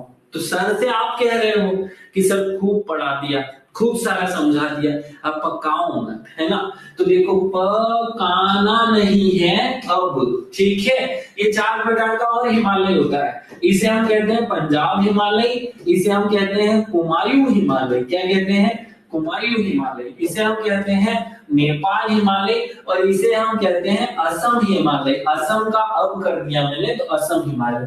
तो शायद ये अब दिमाग में और बैठ जाए। और ये बहते हैं नदियों के हिसाब से, तो ये नदियों के बीच की जमीन को कहा जा रहा है। तो सिंपल है, देखो यहाँ है सिंधु नदी। कौन सी नदी है? शुरुआत होती है सिंधु नदी से। सिंधु नदी से लेकर सतलज नदी के बीच का जो हिस्सा है सतलज नदी के, तो सिंधु से सतलज के बीच के हिस्से को पंजाब हिमालय कहते हैं। सतलज नदी से लेकर काली नदी के बीच के जो हिस्सा है उसे हम क्या कहते हैं? दूसरा वाला हिस्सा काऊ मतलब कुमायूं हिमालय। फिर काली नदी से लेकर तीस्ता नदी तक का जो हिस्सा है उसे हम कहते हैं नेपाल हिमालय, और तीस्ता से लेकर देहांग नदी तक के हिस्से को कहते हैं असम हिमालय। तो क्या शायद अपने दिमाग में एक छोटा सा कॉन्सेप्ट सेट हो जाए। ये देखो हमारा जो हिमालय था ना, उसे हम फिर से बनाते हैं, है ना? कैसे बनाएंगे? तो ये लो, मैंने फिर से ये हिमालय को बना दिया। इस हिमालय को अब बांटने का एक तरीका ऐसा हुआ कि ये ऐसे बांटो भाई। तो ये पहला वाला हिस्सा पकाऊना, है ना? पकाना नहीं, अब। तो अब से हो गया असम हिमालय। असम के बाद ये नेपाल हिमालय, यहाँ कुमायूं हिमालय, और यहाँ पंजाब हिमालय। बस इतना याद रखो। अब नदियों के नाम याद करने के लिए मैं बता रहा हूँ, एस है ना? सद से सिंधु याद हो जाएगा, सिंधु। यहाँ सतलज है ना? सतलज, SSKTD ऐसे याद करो, SSKTD। क्या याद करोगे? कोड है SSKTD, है ना? SSKTD मतलब पहले स्टडी चलती थी ना, STD से फोन करते थे हम, तो उसको हमने SSKTD कर दिया है। बस इतना ही है। सिंधु नदी, सतलज नदी, काली नदी, तीस्ता नदी और देहांग नदी, है ना? तो इन दोनों के बीच आता है कौन सा हिमालय? अपने दिमाग में बहुत आसानी से सेट हो जाएगा कि सिंधु और सतलज के बीच आता है पंजाब हिमालय। कौन सा हिमालय? पंजाब हिमालय, याद हो जाएगा। इन दोनों के बीच आता है सतलज और काली नदी के बीच में कुमायूं हिमालय। फिर काली और जो तीस्ता नदी है उसके बीच आता है तीसरा वाला हिस्सा नेपाल हिमालय, और चौथा वाला हिस्सा आता है नेपाल हिमालय, आखिरी में असम हिमालय, जो कि देहांग नदी तक चलता रहता है। दिमाग में कॉन्सेप्ट क्लियर हो जाए, ये बहुत आसान हिस्सा है हमारे हिमालय को पढ़ने का। इस तरीके से भी पढ़ा जा सकता है, लेकिन अब हम डीप में नहीं जाएंगे इसके। तो बड़ा सिंपल है। पहला पंजाब हिमालय है जो सिंधु नदी से लेकर सतलज नदी के मध्य में फैला हुआ है। फिर दूसरा वाला हिस्से पर आते हैं। दूसरा वाला हिस्सा कहाँ भैया? कुमायूं हिमालय, जो सतलज नदी से काली नदी तक फैला हुआ है। फिर तीसरा वाला हिस्सा नेपाल हिमालय, पर्वतीय प्रदेश हिमालय का सबसे लंबा प्रादेशिक भाग है, और यहाँ काली नदी से लेकर तीस्ता नदी तक फैला हुआ है। और चौथा असम हिमालय है, जो तीस्ता नदी से लेकर देहांग नदी तक फैला हुआ है। अब क्वेश्चन पूछा जाए सबसे लंबा हिस्सा कौन सा है? सबसे लंबा हिस्सा है नेपाल हिमालय। भारत की सबसे ऊंची चोटियां कहाँ पाई जाती है? विश्व की सबसे ऊंची चोटियां कहाँ पाई जाती है? तो वो नेपाल हिमालय में, क्योंकि नेपाल में ही माउंट एवरेस्ट स्थित है। तो वो आपके दिमाग में सिंपली सेट हो जाएगा। अब आपको ज्यादा दिक्कत नहीं होगी। अगली वाली कहानी मैं आपके दिमाग में लाऊं उससे पहले थोड़ा सा चाहो तो रुक जाओ, नहीं चाहो तो चलो कंटिन्यू करते हैं भैया। देखो हमने हिमालय जो है भारत का मैप बनाता हूं मैं, है ना? यहाँ का ये पूरा हिस्सा जो है पर्वतीय क्षेत्र पढ़ लिया। अब यहाँ एक पर्वत पाया जाता है जिसे हम कहते हैं अरावली पर्वत। क्या कहते हैं? अरावली पर्वत। अरावली पर्वत गुजरात में, राजस्थान में और नई दिल्ली में पाया जाता है। कहाँ पाया जाता है? गुजरात, राजस्थान और नई दिल्ली में पाया जाता है। गुजरात, राजस्थान और नई दिल्ली, तो दिल्ली तो याद रहेगा, है ना? राज और राज, है ना? देखो रात में जो राज है, राज में रात के जो राज है वो दिल में छुपा कर रखना। ऐसे में एक कोड बना रहा हूं, बस इतना से तो याद हो जाएगा कि रात के जो राज है वो दिल में छुपा कर रखना। तो अरावली पर्वत के तीनों जगह याद हो जाएगी। ये वहां से लेकर दिल्ली से लेकर राजस्थान तक यहाँ 800 किलोमीटर लंबा फैला हुआ है। याद रख लेना। तो कैसे याद किया कि रात के जो राज हैं वो दिल में छुपा कर रखना। है ना। तो दिल से दिल्ली, रा से राजस्थान और रा से रात से गुजरात, ये याद हो जाएगा दिमाग में कि रातों के राज दिल में छुपाकर रखना। यह एक अवशिष्ट पर्वत है। कौन सा पर्वत है? अवशिष्ट, और भारत का सबसे प्राचीन पर्वत माना जाता है। यह एक अवशिष्ट पर्वत है और प्राचीन पर्वत माना जाता है, याद रख लेना। सबसे ऊंची चोटी इसकी गुरु शिखर है। गुरु शिखर जो है वो 1722 मीटर है। मैं यहाँ भी जाकर आया हूँ, घूमकर आ गया हूँ, तो भैया अच्छे से याद रख लेना। सबसे ऊंची चोटी, माउंट आबू जाओगे तो गुरु शिखर वहां की सबसे ऊंची चोटी है, जो कि अरावली पर्वत पर स्थित है।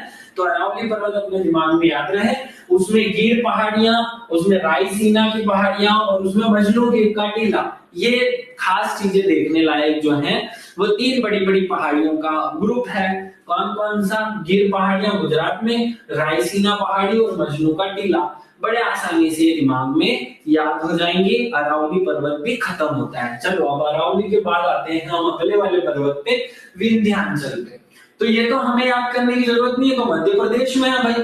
भाई मध्य प्रदेश में स्थित है विंध्याचल। तो देखो इसका विस्तार राजस्थान, मध्य प्रदेश, उत्तर प्रदेश, झारखंड तक 1000 किलोमीटर में है। कहां से कहां तक है ना। देखो देखो कैसे राजस्थान का र ले लिया, मध्य प्रदेश का म ले लिया। तो ये क्या है? विंध्याचल पर्वत में रहते हैं कौन? राम। और वो भी कहां? वहां की झाड़ियों में रहते हैं, है ना। तो देखो राम और वहां की झाड़ियों में रहते हैं। उत्तर प्रदेश तो वैसे ही याद हो जाएगा, है ना। तो ठीक है, राम को जब हम मिलने गए विंध्याचल, तो वहां हमें याद हो गया कि राजस्थान, मध्य प्रदेश, राजस्थान, मध्य प्रदेश, उत्तर प्रदेश और झारखंड में 1000 किलोमीटर फैला हुआ है। मध्य प्रदेश में इसके 2 टुकड़े हैं, कैमूर पहाड़ी और भांडेर श्रेणी। मैप हम मध्य प्रदेश जब बनाएंगे तब देखेंगे, अभी केवल इतना ही याद कर लो। छोटा नागपुर का पठार जो है वो झारखंड में इसी पर स्थित है, जिसे भारत का रूर कहा जाता है। इसकी सर्वोच्च चोटी है पारसनाथ की पहाड़ी। कौन सी पहाड़ी? पारसनाथ की पहाड़ी, जहां पर जैन मंदिर स्थित है, और इसकी ऊंचाई 1365 किलोमीटर है। भाई हिमालय की सबसे ऊंची चोटी है माउंट एवरेस्ट। विंध्याचल, अरावली की सबसे ऊंची चोटी है गुरु शिखर। विंध्याचल की सबसे ऊंची चोटी है पारसनाथ की पहाड़ी, जो जैन मंदिर पर, जहां पर जैन मंदिर स्थित है, और उसकी ऊंचाई है 1365 मीटर। क्लियर हो गया। सतपुड़ा, हमें सतपुड़ा के 3 हिस्से याद ही हैं। कौन कौन से 3 हिस्से हैं? तो देखो सतपुड़ा में इधर की तरफ मेकल पड़ता है, यहाँ महादेव पड़ता है, और यहाँ रायसीना पर जो सतपुड़ा है, सॉरी इसके तीसरे वाले हिस्से में सतपुड़ा पड़ता है। तो सतपुड़ा, महादेव और मेकल, इन 3 चीजों से मिलकर बना हुआ सतपुड़ा पर्वत श्रृंखला कहलाता है। क्या कहलाता है? सतपुड़ा पर्वत श्रृंखला। इसके पश्चिम में इसे राजपीपला की पहाड़ियां भी कहा जाता है। तो यही सतपुड़ा के यहाँ कॉर्नर पे, ये पूर्व हुआ, ये पश्चिम हुआ, तो यहाँ से शुरू होती है राजपीपला, राजपीपला की पहाड़ी, और खत्म होती है मेकल पहाड़ी पर। मध्य प्रदेश में इसके भाग को महादेव पहाड़ी के नाम से, और पूर्व में छत्तीसगढ़ में इसके भाग को मेकल पर्वत के नाम से जाना जाता है। सतपुड़ा श्रेणी की सबसे ऊंची चोटी धूपगढ़ है, जिसकी ऊंचाई 1350 है। आपको सबकी ऊंचाइयां याद रह रही हैं। बड़े आसानी से हमें ये सब कुछ याद है, क्योंकि हमने इसको एमपी में पढ़ रखा है। इसके अंदर ज्यादा डीप जाने की जरूरत नहीं है, आपको ये याद हो गया होगा। इधर अजंता पर्वत श्रेणी महाराष्ट्र में स्थित है, बस याद हो गया। अजंता की गुफाएं महाराष्ट्र में, और अजंता की जो गुप्तकालीन चित्रकला है वो अजंता पर्वत श्रेणी में स्थित है। सतमाला पहाड़ी और हरिश्चंद्र पहाड़ी भी इसी महाराष्ट्र के हिस्से में स्थित है। बालाघाट पर्वत श्रृंखला ये भी महाराष्ट्र और कर्नाटक में स्थित है। और ये जो बालाघाट श्रेणी है, ये गोदावरी नदी में जल विभाजक का, गोदावरी नदी और भीमा नदी के बीच जल विभाजक का काम करती है। बहुत छोटी छोटी सी कुछ बातें यहाँ से देख लीजिए। अब नीचे दक्षिण में जाने की जरूरत नहीं है, हम इस टॉपिक को समाप्त करते हैं और अब मूल हिस्से पर आ जाते हैं कि भारत की सबसे ऊंची चोटी। देखो K2, गाडविन आस्तीन K2 जो भारत का सबसे ऊंचा है पर्वत है, वो कितना है? देखो विश्व का पूछता तो विश्व का तो नेपाल में है, इसलिए हम माउंट एवरेस्ट की बात ही नहीं कर रहे हैं। हम केवल भारत की बात करें कि भारत की 5 सबसे ऊंची चोटी बतानी पड़े, तो भारत की सबसे ऊंची 5 चोटी को क्रम से जमाते आना चाहिए। पहला है K2, कौन सी है? K2। दूसरी है कंचनजंगा, दूसरी है तीसरी है नंदा, और चौथी है कामेट, पांचवी है सल्लातोर, क्या नाम है, इसको कांगेर भी कहते हैं, सरल पड़ेगा कांगेर, कांगेर घाटी है ना। देखो बस नाम को कोड से याद कर लेना है। केटू कान, ये केटू के कान में, केटू के कान में कुछ कह रहे हैं, कमेंट। केटू के कान में क्या कर रहे हैं, केटू के कान में कमेंट कर रहे हैं, है ना। तो बड़े आसानी से याद कर लो इसको। केटू भारत की सबसे ऊंची चोटी है, जो विश्व की दूसरी सबसे ऊंची चोटी है। देखो यहाँ विश्व में, दुनिया में भी उनकी नंबरिंग लिखी हुई है। विश्व की दूसरी सबसे बड़ी केटू है, जो भारत की सबसे बड़ी है। विश्व की तीसरी बड़ी सबसे ऊंची चोटी कंचनजंगा है, जो भारत की दूसरी, जो विश्व की तीसरी सबसे बड़ी है। फिर भारत की तीसरी जो विश्व की 23वीं सबसे ऊंची चोटी है। तो यहाँ तक तो आपको ये सब कुछ याद करके रखना है। अब देखो केटू कहां पर है, ये काराकोरम श्रेणी में है। केटू कहां है, अभी मैंने आपको रटवा दिया कि केटू काराकोरम में है, केटू काराकोरम में है। फिर कहां पर, राज्य लद्दाख में स्थित है। देखो कंचनजंगा कहां पर स्थित है, हिमालय में स्थित है। कंचनजंगा कहां है, हिमालय में। और सिक्किम राज्य में स्थित है। नंदा देवी जो है वो गढ़वाल हिमालय में स्थित है, उत्तराखंड में। कामेट जो है वो भी गढ़वाल हिमालय में, उत्तराखंड में। और ये काराकोरम में ही है, कांगरी घाटी, ये साल्तोरो काराकोरम श्रेणी में स्थित है, जम्मू कश्मीर में। बस टॉप 5 जो है वो आप रट करके रख लो। ये आपके सामने टॉप 5 क्रम के साथ बताई हुई है, कोड बता दिया।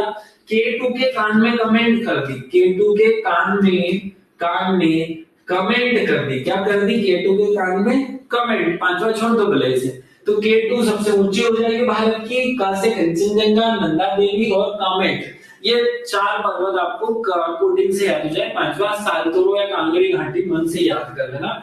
इतना शायद आपके दिमाग में एकदम सेट हो गया होगा। क्या इस क्लास में बैठे हुए बच्चे के दिमाग में इतनी बातें जो मैं सेट करना चाहता था वो सेट हो गई है? हाँ बोलो। अब आते हैं कुछ स्पेशल जो दक्षिण भारत की चीजें हैं, पश्चिम भारत दक्षिण भारत जो है वहां की कुछ विशेषताओं पर कर लेते हैं बात। अन्नामुडी जो है वो 2695 सबसे ऊंची चोटी है, पश्चिमी घाट की सबसे ऊंची पर्वत चोटी और दक्षिण भारत का सबसे ऊंचा स्थान। देखो पश्चिम और दक्षिण एक ही करना है आपको, दक्षिण और पश्चिम का। दक्षिण भारत की सबसे ऊंची चोटी कौन सी है? अन्नामुडी पीक है। अन्नामुडी, क्या नाम है? अन्नामुडी। अन्ना का मुंड नहीं है ना, अन्नामुडी जो है अन्नामुडी है। तो अन्नामुडी दक्षिण भारत की सबसे ऊंची चोटी हो जाएगी। वो एर्नाकुलम नेशनल पार्क जो है वो उसी पर या उसी के दक्षिण हिस्से से शुरू हो जाता है। दिमाग में इसको सेट कर लेना। अगली दक्षिण भारत की दूसरी सबसे ऊंची आती है डोडापेटा। क्या नाम है? डोडापेटा तमिलनाडु के नीलगिरी जिले में, नीलगिरी पहाड़ियों में स्थित है। और अगर क्वेश्चन पूछ लिया जाए कि नीलगिरी की सबसे ऊंची चोटी कौन सी है, तो नीलगिरी की सबसे ऊंची चोटी डोडापेटा है, याद रख लेना। दक्षिण भारत की तीसरी सबसे ऊंची चोटी है कलसुबाई जो है वो भी याद रख लो। कलसुबाई चोटी महाराष्ट्र राज्य की सबसे ऊंची चोटी है। तो महाराष्ट्र की जो, क्योंकि महाराष्ट्र में क्या पड़ता है, जल्दी से कमेंट करके बताओ महाराष्ट्र में कौन सा हिस्सा पड़ता है? अगर प्राकृतिक विभाजन के हिसाब से मैं देखूं तो दक्कन के पठार के साइड में जो जगह पाई जाती है उसे कह रहे हैं। तो दक्कन में कलसुबाई जो है महाराष्ट्र की सबसे ऊंची चोटी है। ये सहयाद्री लिखा हुआ आ गया गलती से, सहयाद्री पर्वत श्रृंखला या पश्चिम घाट की सबसे ऊंची चोटी है। अब देखो आपके प्रश्न कैसे बनेंगे। भारत का सबसे ऊंचा हिस्सा कौन सा है? भारत की सबसे ऊंची चोटी केटू, याद हो जाएगा। फिर भारत में स्थित भारत की सबसे ऊंची कंचनजंगा, फिर विश्व की सबसे ऊंची एवरेस्ट, दक्षिण भारत की सबसे ऊंची चोटी कौन सी? अन्नामुडी कर ली। फिर दक्षिण भारत की तीसरी सबसे बढ़िया नीलगिरी पहाड़ियों की सबसे ऊंची डोडापेटा। फिर पश्चिम की सबसे ऊंची चोटी कलसुबाई जो है वो सहयाद्री पर्वत श्रृंखला में स्थित है पश्चिमी घाट में। तो पश्चिमी घाट की सबसे ऊंची चोटी कौन सी हो जाएंगी? आपको याद रखना है कलसुबाई। ये बहुत अच्छे से रट करके रखना। महेंद्रगिरी भारत के उड़ीसा में गजपति जिले के रायगढ़ उपखंड में का पर्वत है। ये इसे रामायण कालीन पर्वत भी कहा जाता है। अभी इसकी चर्चा होगी इसलिए बता दिया कि जो महेंद्रगिरी पर्वत है वो रामायणकालीन पर्वत है और कहाँ स्थित है, उड़ीसा में स्थित है, याद रखना। धूपगढ़ चोटी मध्य प्रदेश में है भैया, ये तो हमें याद ही है। महादेव हिल्स और सतपुड़ा रेंज की सबसे ऊंची चोटी है महादेव हिल्स, ऊंचाई भी आपको याद है, सब कुछ आपका दिमाग में सेट हो गया। ये पर्वत पठार वाली पहाड़ी वाली चैप्टर्स को खत्म करके नई वाले कॉन्सेप्ट पे चल रहा हूँ, एक नई स्टोरी शुरू करते हैं। मध्य प्रदेश में विभिन्न संपदाओं का राष्ट्रीयकरण कब किया गया, ये आपसे एग्जाम में पूछा जाता है, जो पिछली बार में पूछ लिया था ना। तो तेंदुपत्ते का राष्ट्रीयकरण कब किया, तो मैं सारी चीजों का राष्ट्रीयकरण आपको रटवा देता हूँ, ठीक है। देखो सागौन का राष्ट्रीयकरण कब किया गया, 1955। तो सागौन को आप साबुन कर लो। आपका एक जमाने में 555 नाम का साबुन आता था, अगर आपको अपने कपड़े धोए हैं अच्छे से तो निरमा, वीर, इनके साथ में एक 555 नाम का साबुन आता, तो शायद अभी भी आता ही होगा, मुझे नहीं याद है, लेकिन अब मैं बहुत दिन से देखा नहीं हूँ। तो साबुन को साबुन कर लेते हैं, साबुन आता है कौन सा, 555। मतलब कि साबुन का राष्ट्रीयकरण कब हुआ, 555 में। क्या ये दिमाग में याद हो जाएगा। चलो उससे कपड़े नहीं धोए तुमने, चलो आप धो लेना, आज अपने बच्चे को भेजना दुकान पे और बोल देना कि 555 साबुन दे दो, तो वो दे देगा दुकानदार, है ना, ठीक है प्रिय। तो साबुन जो है उसका साबुन कर लो, साबुन को साबुन कहोगे तो याद नहीं रहेगा, साबुन कह दो। साबुन जो है वो 555 था, इसलिए 1955 में साबुन का राष्ट्रीयकरण हो गया, हमें याद हो गया। तेंदुपत्ते पर आते हैं। तेंदुपत्ता जो है 1964 में, कब आया तेंदुपत्ते का राष्ट्रीयकरण, 1964 में, ठीक है। कब हुआ तेंदुपत्ते का, तो देखो जो तेंदु है, तेंदुआ, ये तेंदु से तेंदुआ याद कर लो। तेंदुआ माने तेंदु, है ना, तेंदुए का राष्ट्रीयकरण करो तो देखो ये शब्द क्या है, 64 है ना। तो मैं इस पे चो तो छोड़ दो, 67 पे याद कर लेते हैं ना। ये तेंदु जो है, तेंदुआ जो है ना, वो 67 दे देता है। इससे थोड़ा सा लिंक हो जाए, हमें केवल अपने आप को लिंक कराना है। जैसे 64 योगिनी मंदिर है, तो 64 योगिनी मंदिर में तेंदु के पत्ते चढ़ाए जाते हैं, ऐसे कर लो। तो 64 योगिनी मंदिर में आप तेंदु के पत्ते चढ़ाओगे तो तेंदुपत्ते का राष्ट्रीयकरण 1964 में हो जाएगा। अगला है साल। साल जो है वो 75 है। कौन से साल, तो आप कितने साल जीना चाहते हैं, मैं 75 साल जीना चाहता हूँ, ऐसा बोल लो एक दो बार, बोलने में क्या जाता है, वहां पैसे लगते हैं क्या, भले हम 60 जिए 80 जिए 100 जिए, लेकिन हम कितने साल जीना चाहते हैं, हम 75 साल जीना चाहते हैं। कब कितना जीना चाहते हैं, 75 साल जीना चाहते हैं। अगला है बांस। बांस का राष्ट्रीयकरण हुआ 1973 में। बांस कितना फीट लंबा होता है, तो बांस जो है वो 10 फीट लंबा होता है, जिसके दो टुकड़े किए 7 और 3 मिलाकर के 10 हो जाता है। तो 73 में जो है वो बांस का राष्ट्रीयकरण हो जाता है। और संपूर्ण वनों का राष्ट्रीयकरण 1970 में हो जाता है। कब होता है, 1970, है ना। तो 70 में सारे के सारे चीजों का 70, देखो बोलकर देखो, 70 मतलब कि सबका सब मतलब कर दिया, सबके सबका राष्ट्रीयकरण कर दिया। तो बड़ा आसान है। कमेंट एक भी नहीं आ रहा है, इसका मतलब क्या थक गए हो भाई, मुझे भयंकर वाली सर्दी हो रही है, गर्दन को ऐसे से ऐसे करता हूँ तो बहुत जोर से दर्द करती है, लेकिन फिर भी आपके सामने खड़ा हुआ हूँ ताकि मेरे बच्चों का तीसरी मिनट अच्छे से रिवीजन हो जाए। सर ने पढ़ा रखा है लेकिन मुझे शांति नहीं थी, मुझे ऐसा था कि एक बार मुझे हिमालय मेरे बच्चों को पढ़ाना है, नदियां, दुनिया भर का जो भी चीजें हैं वो मुझे अपने बच्चों को अच्छे से डिलीवर करनी रहेगी। इसलिए मैं आप सब लोगों के सामने इस दुख दर्द में भी खड़ा हुआ हूँ। तो भैया तुमको थोड़ी सी दिक्कत क्या है कमेंट करने में, जल्दी से कमेंट कर लो, ठीक है। चलो जल्दी से करते जाओ कमेंट और मुझे बताते जाओ कि आपको सूझ पड़ रही है। मुझे ऐसा लगता है कि यार इनको सूझ संपन्न पढ़ना बंद हो गई, क्या इनका सबका राष्ट्रीयकरण आपने याद कर लिया। तो नेक्स्ट पोजीशन पे चलते हैं, नेक्स्ट वाली स्टोरी पे चलते हैं। अब कुछ नदियों के नाम हम याद करेंगे, कुछ नदियां कहां से निकलती है, तो देखो इसी हिमालय में मजा आएगा अब आपको। सिंधु नदी कहां से निकलती है, तो सिंधु नदी जो है वो हमने पढ़ा था ना कि दो काराकोरम लद्दाख जस्कर श्रेणियों के बीच से निकलती है, वो तिब्बत में पड़ता है। तो तिब्बत में मानसरोवर झील के पास से कौन सी नदी निकली, सिंधु नदी। अब इसको रटना जरूरी हो गया क्या, याद नहीं, रटना ही नहीं पड़ेगा, अपने आप याद हो गया, ठीक है।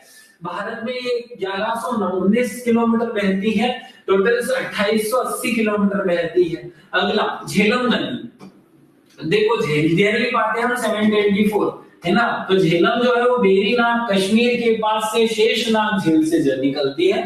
तो तो देखो जो झेलम नदी, शायद दिख नहीं रहा होगा आप लोगों को, मैं लिख देता हूँ। देखो यहाँ लिखा हुआ है झेलम, क्या लिखा हुआ है?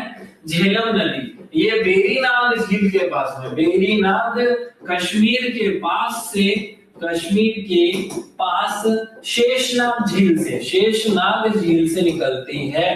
तो शेषनाग झील से कौन सी नदी निकलेगी? झेलम नदी निकलेगी। बड़ा आसानी से याद हो जाएगा, ठीक है।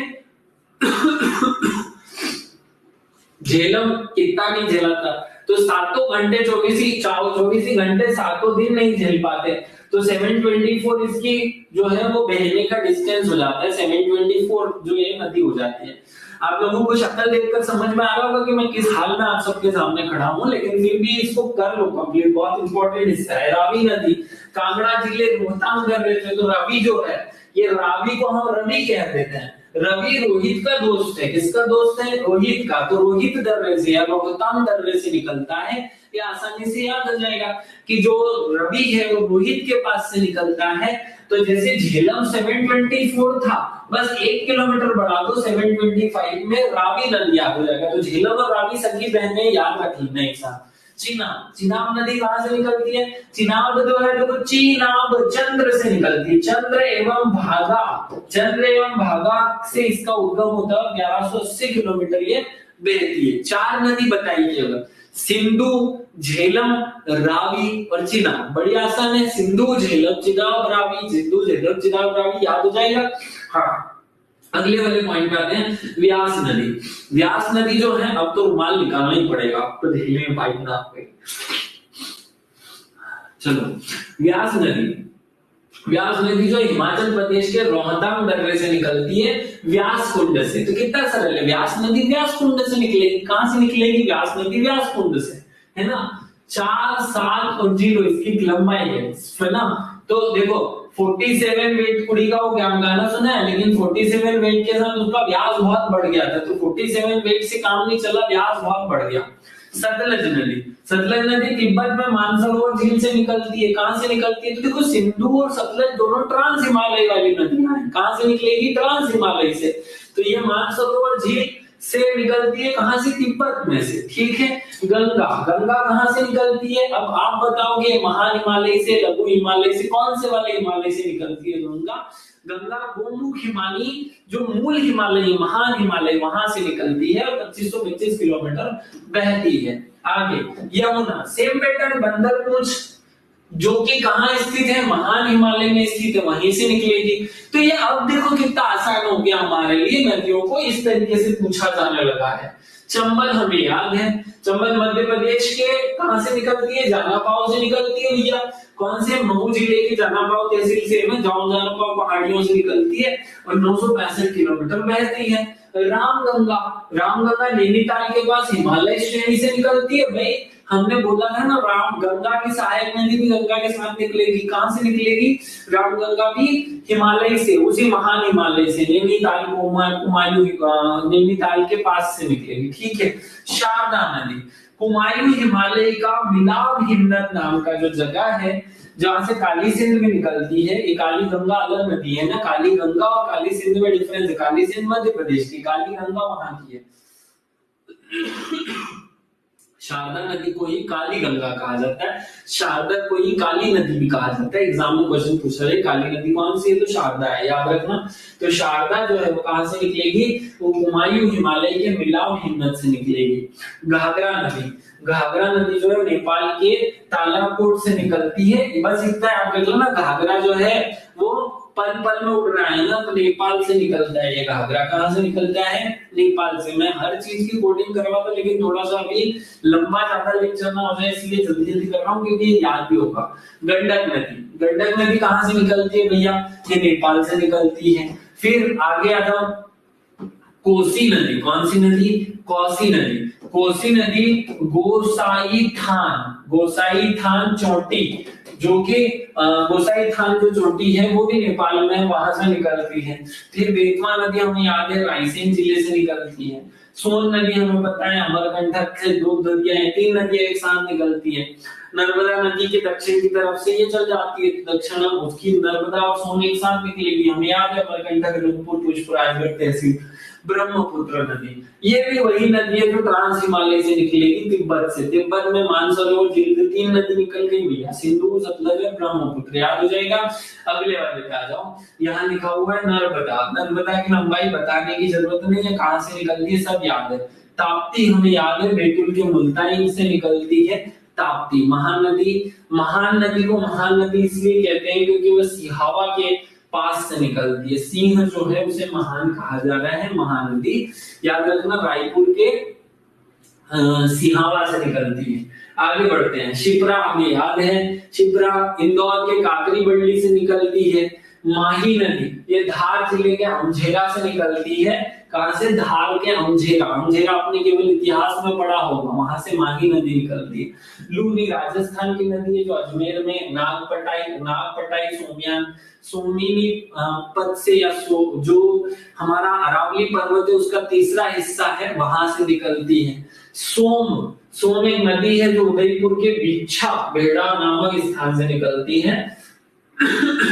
मैं आपको नदी में ऐसा क्यों नहीं पढ़ा रहा हूं कि एक नदी पढ़ी, फिर उसकी लंबाई पढ़ी, फिर उसके निकलने का स्थान, फिर उसके डूबने का स्थान या खत्म होने का स्थान। एग्जाम में केवल और केवल अभी जो ट्रेंड चल रहा है वो उद्गम स्थल पर चल रहा है, और उद्गम स्थल आसान भाषा में नहीं पूछा जाता, उद्गम स्थल उल्टे सीधा करके पूछा जाता है। जैसे पहाड़ पर्वत का नाम लेकर, क्योंकि जैसे गंगा नदी कौन से हिमालय से निकलती है तो पूछ तो उद्गम ही रहा है, लेकिन पूछने का तरीका चेंज कर दिया, तो ऐसे एग्जाम में क्वेश्चन पूछने के चांस होते हैं। थोड़ी सी 2-3 नदी और बता देता हूँ। साबरमती जयसमंद झील से निकलेगी। बाणगंगा नदी बेराटी पहाड़ जयपुर से निकलेगी। बाणगंगा है, बाणगंगा वो हमारी बाणगंगा वाला नहीं है ना, कृष्णा महाकालेश्वर के पास, महाकालेश्वर के पश्चिमी घाट पहाड़ से निकलेगी। ये महाकालेश्वर उज्जैन वाला नहीं, वो पश्चिमी घाट में जो महाकालेश्वर है वहां से है ना। गोदावरी नासिक जिले के त्रयंबक गांव से निकलती है, तो आसान है। कर्नाटक से निकलती है कुर्ग जिले से। आपको करना क्या है, आपको टॉप 5 जो भारत की सबसे ऊंची लंबी नदी, दूसरी सबसे लंबी नदी, तीसरी सबसे लंबी, चौथी सबसे लंबी, पांचवी सबसे लंबी नदी, इनकी क्रम बनानी और उनका एक कोडिंग बनाना है। बड़े आसानी से कोड बनेगा। सबसे लंबी नदी में हम गंगा से शुरुआत करेंगे, तो आप फिर आसानी से इस क्वेश्चन को कर पाएंगे। एक क्वेश्चन आजकल जो ट्रेंडिंग है वो नदी के किनारे बसे हुए शहरों से पूछा जाता है। क्या पूछा जाता है? नदी के किनारे बसे हुए शहरों से। तो चलो वो भी कर ही लेते हैं। नदी के किनारे कौन सा नगर बसा हुआ है? तो आगरा जो है वो यमुना नदी के किनारे बसा हुआ है। तो भाई आगरा का ताजमहल अगर कोई घूमने गया तो उसके जस्ट पास में जो है वो यमुना नदी बहती हुई दिखाई देती है। तो इससे ही याद रह जाता है कि आगरा जो शहर है वो यमुना नदी के किनारे है। महाबालेश्वर है, ठीक है, महाबलेश्वर था, वो सही बताया उमा, मैंने महाकालेश्वर बोल दिया था, वो महाबलेश्वर था। मैं वेट ही कर रहा था कोई तो बता दे, मुझे भी वो एक्चुअल नाम याद आ नहीं रहा था, लेकिन ये तो था कि महाकालेश्वर नहीं। बद्रीनाथ कहां पर? अलकनंदा। तो देखो बद्रीनाथ क्या नाम है? बद्रीनाथ नाम क्या है? इस नाम पर फोकस करना। बद्री है ना, ये अलग, ये जो बद्री है ये अलग ही है। बद्री शब्द का मतलब है बेर, और बेर में होते हैं कि कांटे। तो बद्री जो बेर का पेड़ होता है उसे कहा जाता है बद्री का पेड़ या बेर का पेड़। बोर खाते हो ना आप, अभी ठंड में बोर आते हैं, तो वो जो बोर खाते हैं हम, वो बोर बद्री कहलाते हैं। तो वो एक अलग ही चीज है। तो अलग ही चीज है मतलब अलकनंदा नदी हो गई। अगला गंगा यमुना का संगम अभी प्रयागराज, आपने नाम सुना ही है, इलाहाबाद पढ़ने की जरूरत नहीं है। दिल्ली में हमने अभी चुनाव हुआ तो एक ही नदी की चर्चा चली, यमुना नदी की। तो दिल्ली किस नदी के किनारे है? यमुना नदी के किनारे। फिरोजपुर सतलज नदी के किनारे। याद कैसे करोगे? फिर रोज रोज वो सताता है, फिर वो रोज रोज सताता है। क्या बोले? फिर वो रोज रोज सताता है। याद रह जाएगा। फिरोजपुर किस नदी के किनारे है? सतलज नदी के किनारे। याद रहेगा। फिर रोज रोज सताता है, तो फिर फिरोजपुर जो है वो सतलज नदी के किनारे है। अगला हरिद्वार। हरिद्वार कौन सी नदी के किनारे है? तो गंगा नदी के किनारे भैया हरिद्वार। कहाँ कौन सी? ये याद करने का पॉइंट नहीं है, हरिद्वार में याद रह जाएगा। कानपुर कौन सी नदी के किनारे है? गंगा नदी के। देखो गंगा, तो जब कोई बहुत गाएगा अच्छा गाता है ना, तो हम कान से सुनते हैं। तो कोई भी अच्छा गाएगा, गा गा, हमने इसे गंगा की बजाय क्या कह दिया, गा गा चल मैं कान से सुनूंगा, गा गा मैं कान से सुनूंगा, तो कानपुर किस नदी के किनारे हो जाएगा, गंगा नदी के। कान से कोई गाता है तो हम कान लगा करके सुनते हैं ना, तो गंगा हो जाता है। गा गा मैं कान लगाकर सुन रहा हूँ, गा गा, गंगा मैं कान लगाकर सुन रहा हूँ, याद हो गया होगा। आगे बढ़ते हैं। कुर्नूल, कुर्नूल कौन सी नदी के किनारे है, तुंगभद्रा नदी। तो देखो जो आर्मी में कर्नल होते हैं ना, कर्नल सुना है नाम कर्नल, वो उनके जो जवान होते हैं उनको बहुत तंग करते हैं, क्या करते हैं, तुंग करते हैं। कर्नल जो है वो बहुत ही तंग करते हैं, परेशान करते हैं। सताता कौन है, फिरोजपुर में सतलज नदी थी तो फिर रोज रोज सताता था। कर्नल जो है वो तंग करता था, याद हो जाएगा। अगला सोकोवा, सोकोवा घाट ब्रह्मपुत्र नदी के। तो ब्रह्म जो है, ब्रह्मपुत्र, ब्रह्म का पुत्र कौवा, ब्रह्म का पुत्र तो कौन है, सो कोवे जन्म देती है ब्रह्मा ने। क्या क्या बोलते हो, इस नाम को ही पढ़ो, सोकोवा घाट। सोकोवा घाट किस नदी के किनारे है, तो सो कोवे किसने जन्म दिए, ब्रह्म भगवान ने जन्म दिए। देखो भगवान ने जन्म दिया है हर चीज को, भगवान ने ही सब चीज को दिया जन्म। तो कानपुर और कन्नौज याद रखना एक साथ में गंगा नदी पर है। तो कानपुर, कान लगाकर सुन लो, नाक लगाकर सुन लो, गा गा तो मैं कान और नाक लगाकर सुन रहा हूं, ऐसे बोलते हैं ना। कन्नौज क्या लिखा है, कन्नौज, तो इसमें मूल शब्द हुआ नोज, नोज मतलब नाक है ना। तो कान और नाक लगाकर हम तो सुनेंगे, तू गा गा है ना। तो गा गा से गंगा हुआ, कान से कानपुर हुआ, नोज से कन्नौज हुआ। कन्नौज जो है वो भी किस नदी के किनारे, कान और नाक दोनों के किनारे, गंगा नदी के किनारे, याद हो जाएगा। श्रीनगर, श्रीनगर में इतनी ठंड पड़ती है, इतनी ठंड पड़ती है, इतना ठंडा स्थान है कि हमसे झेला ही नहीं जाता। तो श्रीनगर किस नदी के किनारे है, झेलम नदी के किनारे। सूरत, सूरत जो है, सूरज, सूरज को कर लो सूरज, सूरज हमेशा तप्त रहता है, तापता है, तपाता रहता है ना, गर्म रहता है सूरज। सूरत को मैंने कर दिया सूरज, सूरज जो है वो तपाता रहता है, टेम्परेचर उसका हमेशा ज्यादा रहता है, तो ताप्ती नदी के किनारे हो जाएगा। अगला हैदराबाद, हैदराबाद मूसी नदी के किनारे। तो हैदराबाद से वो भैया आते हैं ना अपने, कौन, वो जो एक ज्यादा भाषण देते हैं हैदराबाद वाले, वो क्या नाम है उनका, असुद्दीन ओवैसी है ना। वो अपनी मौसी के लड़के हैं, मौसी बना दो उनको, मौसी के लड़के को कर लो, थोड़ा सा केवल दिमाग लगाओ, याद कर लो, बोलने हैं याद रह जाएगा। तो हैदराबाद में वो जो भैया है वो मौसी के लड़के हैं अपने, है ना, ठीक है, याद रखो। ओवैसी। चलो आगे, मथुरा, मथुरा में है यमुना नदी, तो मथुरा तो याद करने की जरूरत नहीं, आगरा मथुरा दोनों यमुना नदी के किनारे, याद रह जाएगा। जमशेदपुर, जमशेदपुर, देखो तो जम से, ये क्या लिखा है, जम से, जम से, जम से स्वर्ण रेखा, स्वर्ण रेखा। देखो अगर आपको सोने की एक रेखा खरीदनी है, सोने से रेखा खींचनी है, तो बहुत जम से ताकत लगानी पड़ेगी ना भाई, सिंपल सा लॉजिक है, जम से खींचनी है, जम स्वर्ण की रेखा खींचनी है। स्वर्ण और रेखा, स्वर्ण मतलब सोना, रेखा मतलब लाइन। तो सोने से अगर कोई लाइन खींचनी है तो जम से खींचनी पड़ेगी, तो जमशेदपुर जो है वो स्वर्ण रेखा नदी के किनारे हो जाएगा। अहमदाबाद गांधी जी का निवास स्थल था, इसीलिए हम उनको कहते हैं साबरमती के संत तूने कर दिया कमाल, बोलते ना हम, ये गाना गाते हैं। अगला है पंढरपुर, पंढरपुर जो है वो भीमा नदी के किनारे है। तो भीमा जो है वो पंडित, देखो 5 पांडव नाम होते थे ना, तो भीम कौन था, पांडव था, पांडव था, तो पंढरपुर भी तो उसी से कनेक्ट हो जाएगा। पांडव, पांडव पूरे में, भीम एक अलग नहीं है, पांडव पूरे हैं, भीम भी उन्हीं में है, ठीक है। रामगंगा, देखो गंगा नदी तो हमें याद है, अगला है रामगंगा, रामगंगा के बरेली है ना, देखो बरेली, ये क्या है, रामगंगा, तो ये राम और रेली ये दोनों जुड़ रहा है, राम के निकाल दो रेली, तो रामगंगा हो गई बरेली, रामगंगा बरेली, राम की रेली, रामगंगा की बरेली, याद हुआ। अगला अयोध्या, अयोध्या तो भी बहुत फेमस रहा, जहां हम मंदिर बना, घूमने गए, सब कुछ हुआ। तो अयोध्या जो है वो सरयू नदी के किनारे, कौन सी नदी के किनारे, सरयू नदी के किनारे, याद रहेगा, वो सिंपल है, याद रहेगा। कोलकाता, ये हुगली नदी के किनारे है ना। तो कल काटा, कल मेरे सामने किसी ने मुर्गा काटा तो मेरे को उल्टी हो गई। क्या हो गया? कल मेरे सामने किसी ने मुर्गा काटा तो मुझे उल्टी हो गई। तो देखो कल काटा है ना, कल काटा, कल किसी ने मेरे सामने काटा तो मुझे उल्टी हो गई, उल्टी हो गई, उगली हो गई, उगली उगली की ना, उगल दिया मैंने। समझ रहे हो क्या कहना चाहता हूँ? हो गई। लखनऊ, लखनऊ में है गोमती नदी। कौन सी नदी? गोमती। देखो भले ही से आपको लाखों रुपए कोई दे, अभी महाकुंभ में मत जाओ 5 तारीख तक, है ना, ऐसा है ना, 5 के बाद जाना, तो लाखों रुपए दे तो भी मत जाना, गो मत हो जाना, है ना, गो मत हो जाना, लाखों रुपए भी दे तो मत गो हो जाना। गोमती जो है वो लखनऊ के किनारे है। अगला डिब्रूगढ़, डिब्रूगढ़ किस नदी के किनारे है? ब्रह्मपुत्र, है ना। देखो ब्रह्म भगवान जब भी किसी चीज को बनाते हैं तो उसे पहले डब्बे में रख देते हैं, तो डिब्बे में रख देते हैं ब्रह्म भगवान, है ना, ब्रह्म ने अपने पुत्र को डब्बे में रख दिया, तो डब्बे में रख दिया, डिब्रूगढ़ हो गया।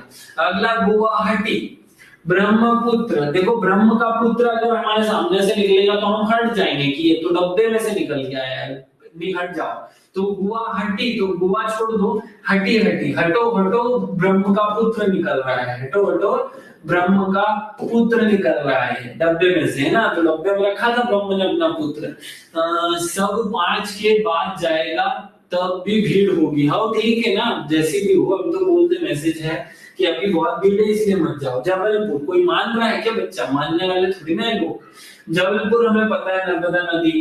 कोटा हमें पता है चंबल नदी। चंबल नदी पर कौन सा बांध बना हुआ है कोटा में? आप लोग कमेंट करके बताओगे। कटक, कटक जो है महानदी। जो महान चीज है वो तो कट ही नहीं सकती, महान जो है वो कटेगा ही नहीं, तो महान जो है वो कटक नदी के किनारे, कटक महानदी के किनारे। नासिक, मेरा जो भी बच्चा नहीं सीखेगा, नासिक है, ना समझ है, नासिक है, उसे मैं गोद में बिठा करके सिखाऊंगा। तो मेरे किसी बच्चे को कुछ समझ में नहीं आएगा ना, तो उसे मैं गोद में बिठा करके, तो जो नासिक है, ना समझ है, नासिक बच्चे हैं, उनको मैं गोद में बिठा लूंगा। तो नासिक गोदावरी नदी के किनारे। संबलपुर, संबलपुर महानदी के किनारे। तो देखो सबका सब बल किसमें है? संबल में। सब बल जिसमें वो तो महान है, तो सब बल जिसमें वो महानदी के किनारे है, याद हो जाएगा। अगला श्रीरंगपट्टनम, कावेरी नदी के किनारे। किस नदी के किनारे है? कावेरी नदी के किनारे। बड़ा आसान है, याद हो जाएगा। जौनपुर, श्रीरंगपट्टनम, तो देखो कावेरी, है ना, कैसे याद हुआ? रंग लगाया और वो पड़ गई, है ना, कावेरी, तो काली थी इसीलिए तो पड़ गई, कावेरी, कावेरी, है ना, तो बेरी मतलब काली, काली थी तो रंग लगा लेके आई, पड़ गई। जौनपुर, जौनपुर कौन सी नदी के किनारे है? तो जोन, हमारा जो गुंडों का जोन होता है ना, उसमें कभी भी गो मत हो जाना, कभी भी गो मत हो जाना, गौ नदी। ओरछा बेतवा नदी के किनारे है। अभी हमने बहुत सुना है राम मंदिर यहाँ पे भी है, मध्य प्रदेश वाला राम मंदिर ओरछा में है, श्री राम राजा मंदिर। उज्जैन, उज्जैन को बताने की जरूरत नहीं है। वाराणसी बताने की जरूरत नहीं है। लुधियाना, सतलज। देखो लुट जाना मगर किसी को सताना मत। क्या बोल रहे हैं? लुट जाना, लुट जाना मगर किसी को सताना मत, है ना, तो किसी को सताना मतलब सतलज, और लुट जाना मतलब लुधियाना। श्रीरंगपट्टनम अभी उन्होंने बता ही दिया। तो हमने बहुत जो ढेर सारे जितने भी नदियों के किनारे बसे हुए नगर थे वो सब आपको याद कराए, याद हो गए होंगे। बस अगला याद कर लो, विजयवाड़ा। 4-5 और बचे। विजयवाड़ा कृष्णा नदी के किनारे। तो विजय मिलेगी किसको? सब जगह विजय मिलेगी जो कृष्ण के फॉलोवर है उनको, ठीक है। तिरुचिरापल्ली, तिरुचिरापल्ली कावेरी, तो काली थी इसलिए तिरुचिरापल्ली में चली गई, है ना, तिरुचिरापल्ली, याद रह जाएगा, अलग ही नाम है। जगदलपुर इंद्रावती नदी के किनारे और गोरखपुर राप्ती नदी के किनारे। ये 4 मंजर कर लेना भैया, मैंने कुछ नहीं बोला यहाँ। हमें बहुत सारी जो कंपनियां हैं उनकी सहायक नदियां याद करनी है। सिंपल है, बड़े आसानी से याद जाएंगे। देखो ये जो चैप्टर है वो बहुत लंबा है, तो यहाँ से जो अगली कहानी है मैं 2-4 घंटे फ्रेश हो जाऊं, क्योंकि अब मेरा हो गया भनाट, मैं अच्छे से नहीं पढ़ाऊंगा, उससे अच्छा है कि आपको मैं यहाँ रुक जाता हूँ, थोड़ी देर यहाँ रुकेंगे, जब भी अगली क्लास होगी मैं मैसेज या कमेंट आपको कर दूंगा। तीसरी यूनिट पूरी खत्म करनी है, मैंने स्लाइड बना कर रखी है, शायद दिख रहा होगा 141 में से 51 अभी हमने पढ़ा, तो आधा बचा हुआ है, इसलिए अगली क्लास 2 घंटे की होगी।